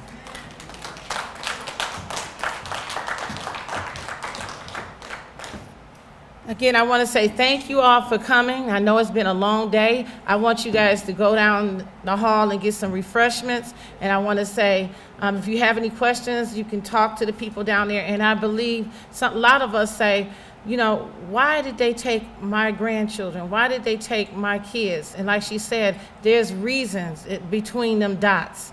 And so, but we got to take advantage of, because we on this earth only one time. And this is a message to us. This is our mission. They took our children, or they took our grandchildren, our nieces and nephews unethically, not within the law, but under color of law. So don't sit back and not do anything. We have to do something, and we can't just sit there. Like the lady said, you have to write to your legislators, you have to keep on going, you have to go to the meetings, we have to support each other, and we can't just look at color. We all are one. We the higher power created all of us, and everybody is not of the higher power. So you will know the people, and you can read their spirit, and you'll know who the people you need to connect with. Don't look at the outside, look at the inside, and look at people's works. Thank you, and I love you.